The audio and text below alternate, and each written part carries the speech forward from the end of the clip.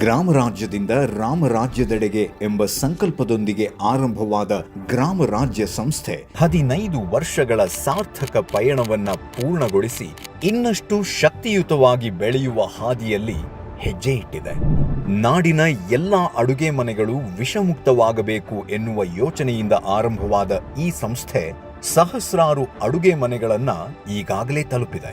ನಿಜ ಅರ್ಥದ ನೈಸರ್ಗಿಕ ಉತ್ಪನ್ನಗಳನ್ನ ಮನೆ ಮನೆಗೂ ಪೂರೈಸುವ ಸಂಸ್ಥೆ ಎಂಬ ನಂಬಿಕೆಯನ್ನ ಭದ್ರವಾಗಿಸಿಕೊಂಡಿದೆ. ಪ್ರತಿ ವಾರವೂ ಒಬ್ಬ ಸಾಧಕರನ್ನ ಸಂಧಿಸಿ ಅವರೊಂದಿಗೆ ಮಾತನಾಡ್ತಾ ನಮ್ಮ ಮನೆಯಲ್ಲೂ ವಿಷಮುಕ್ತ ಅಡುಗೆ ಮನೆಯನ್ನ ಮಾಡೋದಕ್ಕೆ ಸೂಕ್ತವಾದ ದಾರಿ ಕಂಡುಕೊಳ್ಳೋಣ.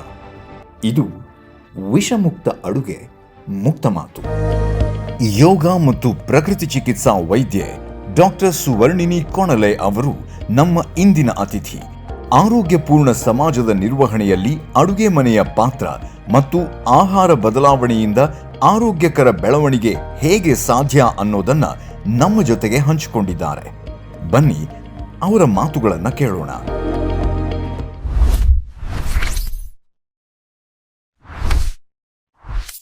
ನಮಸ್ಕಾರ. ಗ್ರಾಮ ರಾಜ್ಯ 15 ವಿಷಮುಕ್ತ ಅಡುಗೆ ಮುಕ್ತ ಮಾತು ಸರಣಿ ಕಾರ್ಯಕ್ರಮದ ಈ ಸಂಚಿಕೆಗೆ ನಿಮಗೆಲ್ಲರಿಗೂ ಕೂಡ ಸ್ವಾಗತ. ನಾನು ಬಡಕಿಲಾ ಪ್ರದೀಪ್. ಇವತ್ತು ನಮ್ಮ ಜೊತೆ ಖ್ಯಾತ ನ್ಯಾಚುರೋಪತಿ ಹಾಗೂ ಯೋಗ ಇನ್ಸ್ಟ್ರಕ್ಟರ್ ಆಗಿರುವಂತಹ ಡಾಕ್ಟರ್ ಸುವರ್ಣಿನಿ ಕೊಣಲೆ ಅವರಿದ್ದಾರೆ. ಅವರಿಗೆ ಕಾರ್ಯಕ್ರಮಕ್ಕೆ ಸ್ವಾಗತ ಮಾಡೋಣ. ನಮಸ್ಕಾರ. ಕಾರ್ಯಕ್ರಮಕ್ಕೆ ಸ್ವಾಗತ. ಸೊ ವಿಷಮುಕ್ತ ಅಡುಗೆ ಮನೆಯ ಸುತ್ತಲಿನ ಯೋಚನೆಯನ್ನು ಇಟ್ಕೊಂಡು ಅದ್ರ ಬಗ್ಗೆ ಮಾತನಾಡಬೇಕು ಅಂತ ಇಟ್ಕೊಂಡು ಈ ಸರಣಿ ಕಾರ್ಯಕ್ರಮವನ್ನು ಮಾಡ್ತಿರೋದು. ಹಾಗೆಯೇ ಗ್ರಾಮ ರಾಜ್ಯ ಅನ್ನೋದು ನ್ಯಾಚುರಲ್ ವಸ್ತುಗಳನ್ನು ಜನರಿಗೆ ತಲುಪಿಸುವಂಥ, ನ್ಯಾಚುರಲಿ ಹೇಗೆ ಅದನ್ನು ನಾವು ಬೆಳೆಸ್ಬೋದು ಹಾಗೂ ಅದನ್ನು ಹೇಗೆ ಬಳಸ್ಬೋದು ಅನ್ನೋ ಪ್ರಯತ್ನ. ಸೊ ನೀವು ನ್ಯಾಚುರೋಪತಿ ಸುತ್ತ ಕೆಲಸ ಮಾಡ್ತಾ ಇರೋದ್ರಿಂದ ಇದಕ್ಕೂ ಈ ರೀತಿಯ ಪ್ರಾಡಕ್ಟ್ಸ್ಗೂ ಯಾವ ರೀತಿಯ ಸಂಬಂಧ ಅನಿವಾರ್ಯ ಆಗಿದೆ? ಆರೋಗ್ಯದ ದೃಷ್ಟಿಯಿಂದ ನೋಡೋದಾದರೆ, ಯಾಕೆಂದರೆ ನಾನು ಹಲವಾರು ವರ್ಷಗಳಿಂದ ಇದೇ ಕ್ಷೇತ್ರದಲ್ಲಿ ನೋಡ್ತಾ ಬಂದಾಗ ಅನಾರೋಗ್ಯದ ಕಡೆಗೆ ಹೋಗೋದಕ್ಕೆ ಮುಖ್ಯ ಕಾರಣ ಏನು ಅಂದರೆ ನಮ್ಮ ಆಹಾರವೇ one of the major causes for health. ಯಾವುದೇ ರೋಗ ಬರಬೇಕಾದ್ರೂ ಮೊದಲು ಆರಂಭ ಆಗೋದು ಹೊಟ್ಟೆಯಿಂದ. ಅಲ್ಲಿಂದಾನೇ ಎಲ್ಲ ರೋಗಗಳು ಆರಂಭ ಆಗುವಂಥದ್ದು. ಅಲ್ಲಿಂದ ಆರಂಭ ಆಗ್ತಿದೆ ಅಂದರೆ ಅಲ್ಲಿ 2 ಕಾರಣ ಇದೆ. ಒಂದು, ನಾವು ಆಹಾರವನ್ನು ಸೇವಿಸುವ ವಿಧಾನ, ಸಮಯ ಅದೆಲ್ಲವೂ ಕನ್ಸಿಡರ್ ಆಗುತ್ತೆ. ಅದ್ರ ಜೊತೆಗೆ ಏನನ್ನ ತಿಂತಾ ಇದ್ದೀವಿ ಅದು ತುಂಬಾ ಮುಖ್ಯ ಆಗುತ್ತೆ. ಇದು ಇವಾಗಿನ ವಿಚಾರ ಅಲ್ಲ, ಆಯುರ್ವೇದದಲ್ಲೂ ಹೇಳಿರುವಂಥದ್ದು ಇದೆ, ಹೊಟ್ಟೆಯಿಂದಾನೇ ಎಲ್ಲ ರೋಗಗಳು ಬರೋದು ಅಂತ. ಆಗಿನ ಕಾಲದಲ್ಲಿ ಆಹಾರದ ಗುಣಮಟ್ಟ ಚೆನ್ನಾಗಿರೋದು ಹಿಂದೆ. ಹಾಗಾಗಿ ನಾವು ತಪ್ಪುಗಳನ್ನ ಮಾಡಿ ರೋಗವನ್ನ ಬರೆಸ್ಕೊಳ್ತಾ ಇದ್ವಿ. ಈಗ 2 ರೀತಿಯಲ್ಲಿ ತಪ್ಪುಗಳನ್ನ ನಾವು ಮಾಡ್ತಾ ಇದೀವಿ. ಒಂದು ಹೇಗಿದ್ರು ಸಹಜ ಮಾಡೋದು ಅಭ್ಯಾಸ ಇದೆ, ಬಟ್ ಅಟ್ಲೀಸ್ಟ್ ಫುಡ್ ಆದ್ರೂ ನ್ಯಾಚುರಲ್ ಒಳ್ಳೇದು ಸಿಕ್ತಿದ್ರೆ ಪರವಾಗಿರ್ಲಿಲ್ಲ. ಅದು ಸಿಗ್ತಾ ಇಲ್ಲ. ಈಗ ಸಿಗ್ತಾ ಇಲ್ಲ. ಒಂದು, ಜನಕ್ಕೆ ಗೊತ್ತೇ ಇಲ್ಲ ಅದ್ರ ಬಗ್ಗೆ. ತುಂಬಾ ಜನರಿಗೆ ಅರಿವಿಲ್ಲ. ಅಂಗಡಿಯಲ್ಲಿ ಏನು ಸಿಗತ್ತೆ, ಜಾಹೀರಾತಿನಲ್ಲಿ ಏನ್ ನೋಡ್ತಾರೆ ಅದೇ ಚೆನ್ನಾಗಿರೋದು, ಅಥವಾ ಯಾರೋ ಸೆಲೆಬ್ರಿಟಿಗಳು ಅದನ್ನ ಪ್ರಮೋಟ್ ಮಾಡಿರ್ತಾರೆ, ಆಗ ಅದೇ ಚೆನ್ನಾಗಿದೆ ಅನ್ಕೊಂಡು ಅವ್ರು ಹೇಳಿದಾರಲ್ಲ ಚೆನ್ನಾಗಿರತ್ತೆ ಅನ್ನೋ ಕಾರಣದಿಂದ ತಗೊಂಡು ಬರೋವಂಥದ್ದು. ಮತ್ತೆ ತನಗೆ ಅದು ಹೊಂದತ್ತಾ ಇಲ್ವಾ ಅನ್ನೋದ್ರ ಬಗ್ಗೆ ಯೋಚನೆ ಮಾಡೋದಿಲ್ಲ. ಇದರಿಂದಾಗಿ ಅನಾರೋಗ್ಯಗಳು ತುಂಬಾ ಜಾಸ್ತಿ ಆಗ್ತಾ ಇದೆ. ತುಂಬಾ ಕೇಸ್ಗಳಲ್ಲಿ ಚಿಕಿತ್ಸೆನೇ ಬೇಕಾಗಲ್ಲ. ಅವರು ಆಹಾರದ ಬದಲಾವಣೆ ಮಾಡ್ಕೊಂಡ್ ಬಿಟ್ರೆ ಮೋರ್ ದನ್ 75-80% ಆಫ್ ಕೇಸಸ್, ಬರೀ 1-2 ಅಲ್ಲ. ನಿಮ್ಮ ಅನುಭವದ ಮಾತು. ಹೌದು. ಆಹಾರದಲ್ಲಿ ಬದಲಾವಣೆ ಮಾಡ್ಕೊಂಡ್ರೆ ಅಷ್ಟು ಸಮಸ್ಯೆಗಳು ಕಡಿಮೆ ಆಗುತ್ತೆ. ಅನಾರೋಗ್ಯಗಳು ಕಾಡೋದೇ ಇಲ್ಲ. ಇನ್ನು ತೀರಾ ಕೆಲವೊಂದು ಸಮಸ್ಯೆಗಳು ಚಿಕಿತ್ಸೆ ಬೇಕಾಗತ್ತೆ, ಔಷಧಿ ಬೇಕಾಗತ್ತೆ. ಅದ್ರ ಜೊತೆಗೆ ಆಹಾರದಲ್ಲಿ ಬದಲಾವಣೆ ಮಾಡ್ಕೊಂಡ್ರೆ ಚಿಕಿತ್ಸೆ ಮತ್ತೆ ಔಷಧಿಯ ಪರಿಣಾಮ ಜಾಸ್ತಿ ಆಗತ್ತೆ ಅವಾಗ. ಆದ್ರಿಂದ ಆಹಾರ ಅನ್ನೋದು ತುಂಬಾ ಮುಖ್ಯ ಆರೋಗ್ಯದ ದೃಷ್ಟಿಯಿಂದ ನೋಡುವಾಗ. ನಿಮ್ಮ ಅಡುಗೆ ಮನೆಯಲ್ಲಿ ಎಷ್ಟು ಗ್ರಾಮ ರಾಜ್ಯ ಬಳಕೆ ಆಗ್ತಾ ಇದೆ? ಸುಮಾರು 12-13 ವರ್ಷದಿಂದ ಗ್ರಾಮ ರಾಜ್ಯದ ಉತ್ಪನ್ನಗಳನ್ನ ನಮ್ಮ ಮನೆಯಲ್ಲಿ ಬಳಸ್ತಾ ಇದೀವಿ. ಅಕ್ಕಿ ಇರಬಹುದು, ಈಗ ನಾವು ಮನೆಯಲ್ಲಿ ತೆಂಗಿನ ಎಣ್ಣೆಯನ್ನೇ ಬಳಸುವಂಥದ್ದು, ಎಣ್ಣೆ ಬಳಸ್ಕೋತೀವಿ. ಮತ್ತೆ ಅಭ್ಯಂಗಕ್ಕೆ ಎಳ್ಳೆಣ್ಣೆ, ಅದು ಕೂಡ ಗ್ರಾಮ ರಾಜ್ಯದಿಂದನೇ ತಗೊಂಡು ಹೋಗುವಂಥದ್ದು. ಹಲವಾರು ಪ್ರಾಡಕ್ಟ್ಸ್, ಈಗ ನಾನು ನಿತ್ಯ ಹಣೆಗೆ ಕುಂಕುಮವನ್ನು ಇಡೋದು, ಅದು ಕೂಡ ಗ್ರಾಮ ರಾಜ್ಯದಿಂದನೇ. ಹಲವಾರು ವಸ್ತುಗಳು 12-13 ವರ್ಷ ಆಯ್ತು ಗ್ರಾಮ ರಾಜ್ಯದಿಂದ ನಾನು ತಗೊಂಡು ಹೋಗಿ ನಮ್ಮ ಮನೆಯಲ್ಲಿ ನಾವು ಬಳಸ್ತಾ ಇದ್ದೀವಿ. ಏನು ಬದಲಾವಣೆ ಏನು ಕಾಣಿಸ್ತದೆ? ಅದು ಆರೋಗ್ಯದ ದೃಷ್ಟಿಯಿಂದ ಅಥವಾ ಮಾನಸಿಕವಾಗಿ ಕೂಡ ನಮಗೆ ಅದರ ಪರಿಣಾಮ ಗೊತ್ತಾಗತ್ತೆ. ಅಷ್ಟರ ಮಟ್ಟಿಗೆ ನಾನು ಹೇಳಬಲ್ಲೆ. ಈಗ ಬೇರೆ ಅನ್ನ ಊಟ ಮಾಡೋದಕ್ಕೂ ಗ್ರಾಮ ರಾಜ್ಯದಿಂದ ಏನು ಅಕ್ಕಿ ತಗೊಂಡು ಹೋಗ್ತೀವಿ ಅದನ್ನ ಊಟ ಮಾಡೋದಕ್ಕೂ ಆರೋಗ್ಯದಲ್ಲಿ ಅದು ಜೀರ್ಣಕ್ರಿಯೆಯಲ್ಲಿ ವ್ಯತ್ಯಾಸ ಇದೆ. ಗೊತ್ತಾಗುತ್ತೆ. ನಾವು ಅದನ್ನ ಸೂಕ್ಷ್ಮವಾಗಿ ಗಮನಿಸಿದಾಗ ಮತ್ತೆ ನಿರಂತರವಾಗಿ ಬಳಸಬೇಕಾಗುತ್ತೆ. ಹೌದು ನಿರಂತರವಾಗಿ ಬಳಸಬೇಕು. ಈಗ ಒಂದಿನ ಬಳಸದೆ ತುಂಬಾ ಜನ ಹೇಳೋದು ಕೇಳಿದೀನಿ, ನಾನು ಸಾವಯವ ಅಂತ ತಗೊಂಡ್ ಬಂದೆ, ಒಂದಿನ ಊಟ ಮಾಡಿದೆ, ಸೇರ್ಲಿಲ್ಲ, ಬಿಟ್ಬಿಟ್ಟೆ. ಯಾಕೆಂದ್ರೆ ಯಾವುದೇ ಆಹಾರ ನಾವು ತುಂಬಾ ವರ್ಷದಿಂದ ತಗೊಂಡಿರ್ತೀವಿ, ಅಭ್ಯಾಸ ಆಗೋಗಿರುತ್ತೆ. ತಕ್ಷಣ ಬದಲಿಸ್ಬೇಕು ಅಂದ್ರೆ ಅದು ಕಷ್ಟ ಅನ್ಸುತ್ತೆ. ಸೊ 1-2 ದಿನ 4 ದಿನ 1 ವಾರ ಬೇಕಾಗತ್ತೆ. ನಿರಂತರ ನೀವು ಅದನ್ನ ಮಾಡ್ತಾ ಹೋದ್ರೆ ನಿಮಗೆ ವ್ಯತ್ಯಾಸ ಗೊತ್ತಾಗತ್ತೆ. ಅದೇ ಯಾವುದೋ ಒಂದು ಪ್ರಾಡಕ್ಟ್ ಮಾತ್ರ ಅಥವಾ ಒಂದು ಅಕ್ಕಿನೋ ಅಥವಾ ಬೆಲ್ಲನೋ ನಾವು ಮಾಡಿದ್ರೆ ಸಾಕಾಗಲ್ಲ. ಹಲವಾರು ವಿಚಾರಗಳು ಸೇರಿರುತ್ತೆ. ಕೊನೆ ಪಕ್ಷ ಒಂದಷ್ಟಾದ್ರೂ ಬದಲಾವಣೆ ಮಾಡ್ಕೊಂಡ್ರೆ ಒಳ್ಳೇದು. ಇನ್ನು ನನ್ನ ಪ್ರಾಕ್ಟೀಸ್ ನಲ್ಲಿ ಹೇಳೋದು ಅಂತಾದ್ರೆ, ಸಾಧಾರಣ ನಾನು ನ್ಯಾಚುರೋಪತಿ ಆಗಿರೋದ್ರಿಂದ ಡ್ರಗ್ಲೆಸ್ ಥೆರಪೀಸ್, ಯಾವುದೇ ಔಷಧಿಗಳಿರೋದಿಲ್ಲ, ಚಿಕಿತ್ಸೆಗಳಿರುತ್ತೆ. ಆಹಾರ ಮುಖ್ಯ ಅಂಶ ನಮ್ಮ ಇದು ಪ್ರಿಸ್ಕ್ರಿಪ್ಷನ್ ಅಲ್ಲಿ ಮುಖ್ಯವಾಗಿ ಹೇಳುವಂಥದ್ದೇ ಆಹಾರ. ನಾನು ನನ್ನ ಪೇಷಂಟ್ಸಿಗೆ ತುಂಬಾ ಜನರಿಗೆ ಆಹಾರ ಎಲ್ಲಿಂದ ಯಾವ ಥರದ್ದು ತಗೋಬೇಕು ಅಂತ ಹೇಳುವಾಗ ಗ್ರಾಮರಾಜ್ಯವನ್ನು ತುಂಬಾ ಸಲ ಹೇಳಿದ್ದೀನಿ, ನಾನೇ ಉಲ್ಲೇಖ ಮಾಡಿದ್ದೀನಿ. ಗ್ರಾಮರಾಜ್ಯದಲ್ಲಿ ಸಿಗತ್ತೆ, ತಗೊಳ್ಳಿ, ಔಟ್ಲೆಟ್ಸ್ ಇದೆ, ಹೋಗಿ ತಗೊಳ್ಳಿ, ಆನ್ಲೈನ್ ಸಿಗತ್ತೆ ಅನ್ನೋದು ನಾನೇ ಹೇಳಿದ್ದೀನಿ. ಇದಲ್ಲದೆ ನಾನು ನೋಡಿರೋದೇನು ಅಂದ್ರೆ, ಹಲವಾರು ಪೇಷಂಟ್ಸ್ ಅವರೇ ಹೇಳಿದಾರೆ ನನ್ನ ಹತ್ರ, ನಾನು ಗ್ರಾಮರಾಜ್ಯದಿಂದ ತಗೋತಾ ಇದ್ದೀನಿ, ಇಂಥ ವಸ್ತು ತಗೋತಾ ಇದ್ದೀನಿ, ಇದನ್ನು ಬಳಸಬಹುದಾ ಅಂತ ಪೇಷಂಟ್ಸ್ ನನ್ನ ಹತ್ರ ಹೇಳಿರೋದು ಇದೆ. ಅಂದ್ರೆ ಜನರಿಗೆ ಸ್ವಲ್ಪ ಮಟ್ಟಿನ ಅರಿವಿದೆ ಗ್ರಾಮರಾಜ್ಯದ ಬಗ್ಗೆ ಅಂತ ನನಗೆ ಅನ್ನಿಸ್ತಿದೆ. ಯಾಕಂದ್ರೆ 100 ಜನ ಪೇಷಂಟ್ಸ್ ಅಲ್ಲಿ 10 ಜನ ಆದ್ರೂ ಕನಿಷ್ಠ ಹೇಳಿದಾರೆ ನನ್ನ ಹತ್ರ ಗ್ರಾಮರಾಜ್ಯ ಬಳಸ್ತಾ ಇದ್ದೀನಿ ಅಂತ. ಅಂದ್ರೆ ನಿಮ್ಮ ತರ ಎಷ್ಟು ಜನ ಆಯುರ್ವೇದ ಪ್ರಾಕ್ಟೀಷನರ್ಸ್ ಇರ್ಬೋದು ಅಥವಾ ನ್ಯಾಚುರೋಪತಿ ಪ್ರಾಕ್ಟೀಷನರ್ಸ್ ಇರ್ಬೋದು, ಎಷ್ಟು ಜನ ಈ ಹಾದಿಯಲ್ಲಿ ಸಾಕ್ತಿದ್ದಾರೆ? ಅಂದ್ರೆ ಈ ರೀತಿಯ ನ್ಯಾಚುರಲ್ ಪ್ರಾಡಕ್ಟ್ಸ್ ಅನ್ನ ಜಾಸ್ತಿ ಅಂದ್ರೆ ಅದನ್ನ ಗಮನಿಸೋದಿರ್ಬೋದು, ಯಾವುದು ಸರಿ ಅಂದ್ರೆ ಸರಿಯಾದ ರೀತಿಯಲ್ಲಿ ನ್ಯಾಚುರಲ್ ಆಗಿದೆ ಅನ್ನೋದನ್ನ ಗಮನಿಸೋದಿರ್ಬೋದು, ಮತ್ತೆ ಅದನ್ನ ಜನರಿಗೆ ಸಜೆಸ್ಟ್ ಮಾಡೋದಿರೋದು, ಅದು ಯಾವ ಮಟ್ಟದಲ್ಲಿ ನಡೀತಾ ಇದೆ ಮತ್ತೆ ಎಷ್ಟು ಅದರ ಬೆಳವಣಿಗೆಯ ಅವಶ್ಯಕತೆ ಇದೆ ಅಂತ ನಡೀತಾ ಇದೆ. ಇತ್ತೀಚಿನ ದಿನಗಳಲ್ಲಿ ಸ್ವಲ್ಪ ಅರಿವು ಇವನ್ ವೈದ್ಯರಲ್ಲಿ ನೀವೇನಾದ್ರು ಡಿಸ್ಕಷನ್ ಎಲ್ಲ ಮಾಡೋದು ನಡೆಯುತ್ತೆ. ಈ ತರ ವಸ್ತು ಯಾವ್ದನ್ನ ಆಹಾರದ ಬಳಕೆ ಹೇಗ್ ಮಾಡ್ಬೇಕು, ಏನು, ಯಾವುದೇ ಒಂದು ಸಂಸ್ಥೆ ಅಂತ ನಿರ್ದಿಷ್ಟವಾಗಿ ಅಲ್ಲದೆ ಇದ್ರು ಇಂಥ ಚರ್ಚೆಗಳು ಬರುತ್ತೆ. ನಾವು ಒಂದು ಒಟ್ಟು ಸೇರಿದಾಗ ಒಂದು ಪೂರ್ವಾಗ್ರಹ ಪೀಡಿತರಾಗಿಲ್ಲದೆ ಆ ನಿಜವಾದ ಒಂದು ಕ್ವಾಲಿಟಿಯ ಹಿಂದೆನೆ ಯೋಚನೆಯನ್ನು ಇಟ್ಕೊಂಡು ಡಿಸ್ಕಷನ್ಸ್ ನಡೆಯುತ್ತೆ. ಎಲ್ಲರೂ ಅಲ್ಲದೆ ಇದ್ರು ಸ್ವಲ್ಪ ಮಟ್ಟಿಗೆ ಇಂಥದ್ದು ಅರಿವು ವೈದ್ಯರಲ್ಲಿ ಇಂಥದ್ದನ್ನ ಬಳಸಬೇಕು ಅಂತ ಅವರು ಬಳಸುವಂಥದ್ದು ಅಥವಾ ತಮ್ಮ ಪೇಷಂಟ್ಸಿಗೆ ಹೇಳುವಂಥದ್ದು ಇದೆ. ಎಲ್ರು ಅಂತ ಹೇಳಲ್ಲ ನಾನು, ಬಟ್ ಕೆಲವರು, ಯಾಕೆ ಎಲ್ರು ಅಥವಾ ಎಲ್ರು ಬೇಡ, ಅಟ್ಲೀಸ್ಟ್ ಹೆಚ್ಚಿನವರು ಅದನ್ನ ಅಳವಡಿಸ್ಕೊಳ್ಳೋದಕ್ಕೆ ತಡೆ ಏನಿದೆ? ಒಂದು ಬಿಸ್ನೆಸ್, ಇದೆಲ್ಲವೂ ಉದ್ಯಮ, ಆರೋಗ್ಯವೂ ಉದ್ಯಮ ಆಗಿದೆ, ಆಹಾರವೂ ಉದ್ಯಮ ಆಗಿದೆ. ಕಮಿಷನ್ ಬೇಸಿಸ್ ಮೇಲೆ ಇದು ಮಾಡುವಂಥದ್ದು. ಯಾರು ಜಾಸ್ತಿ ಕಮಿಷನ್ ಕೊಡ್ತಾರೆ, ಈಗ ನನಗೆ ಯಾವುದೋ ಒಂದು ಸಂಸ್ಥೆಯವರು ನಾನೀಗ ಗ್ರಾಮರಾಜ್ಯದ ಅಕ್ಕಿ ತಗೊಳ್ಳಿ ಅಂತ ಹೇಳ್ತೀನಿ, ಇನ್ನೊಂದು ಸಂಸ್ಥೆಯವರು ಬಂದು ಹೇಳ್ತಾರೆ ನೀವು ನಮ್ಮ ಅಕ್ಕಿಯನ್ನ ಕೊಡಿ, ನಿಮ್ಗೆ ಇಷ್ಟು ಪರ್ಸೆಂಟೇಜ್ ಕೊಡ್ತೀವಿ. ಆಗ ಸಹಜವಾಗಿ ಔಷಧಿಗಳಲ್ಲಿ ಹೇಗಿದೆ ಅದೇ ತರ ಇದರಲ್ಲೂ ಇದೆ. ಅದನ್ನ ಆ ಕಾರಣದಿಂದ ಪ್ರಮೋಟ್ ಮಾಡುವಂಥದ್ದು ಇದೆ. ಇದನ್ನ ಹೇಗೆ ಅಂದ್ರೆ ಯಾವ್ದು ಸರಿ ಯಾವ್ದು ತಪ್ಪು ಅಂತ ಜನ ಹೇಗೆ ತಿಳ್ಕೊಳ್ಳೋದಾಗಿದ್ರೆ? ಜನ ತಿಳ್ಕೊಳ್ಬೇಕು ಅಂದ್ರೆ, ಒಂದು ಯಾವುದೇ ಗ್ರಾಮರಾಜ್ಯ ಅಥವಾ ಯಾವುದೇ ಸಂಸ್ಥೆ ಆದ್ರೂ ಅವರು ಎಲ್ಲಿಂದ ತಗೊಂಡ್ ಬರ್ತಾರೆ ಆಹಾರವನ್ನ, ಅದರ ಬಗ್ಗೆ ಜನಕ್ಕೆ ಅರಿವು ಮೂಡಿಸಿದ್ರೆ, ಅದರ ಬಗ್ಗೆ ಹೇಳ್ಕೊಂಡ್ರೆ, ಅಷ್ಟು ತಾಳ್ಮೆ ಇದೆಯಾ?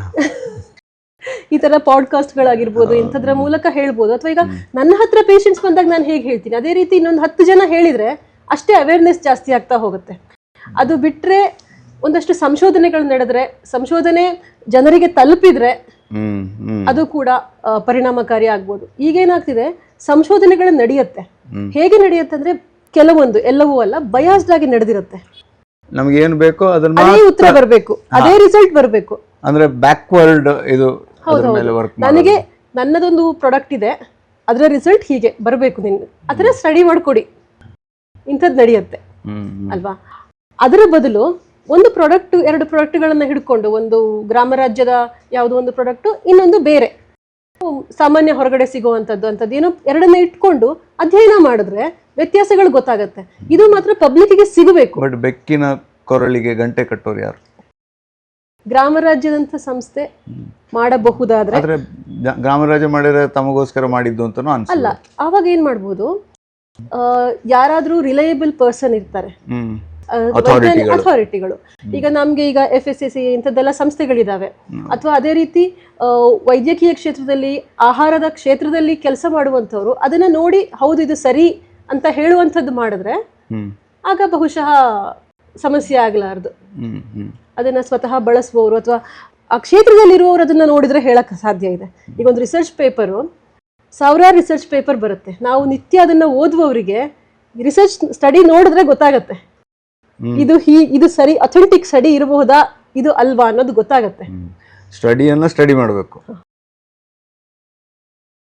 ಬಟ್ ಅದೇ ಈ ಹಿಂದೆನೂ ಇನ್ನೊಬ್ಬ ಸಂಪನ್ಮೂಲ ವ್ಯಕ್ತಿಯ ಹತ್ರ ಕೇಳಿದ ಪ್ರಶ್ನೆನೇ ಒಂದು ರೀತಿಯಲ್ಲಿ ಅದೇ ರೀತಿಲೋ ಅಥವಾ ಒಂದು ಸ್ವಲ್ಪ ವಿಭಿನ್ನವಾಗಿನೋ ಕೇಳೋದಕ್ಕೆ ಪ್ರಯತ್ನ ಮಾಡ್ತೀನಿ.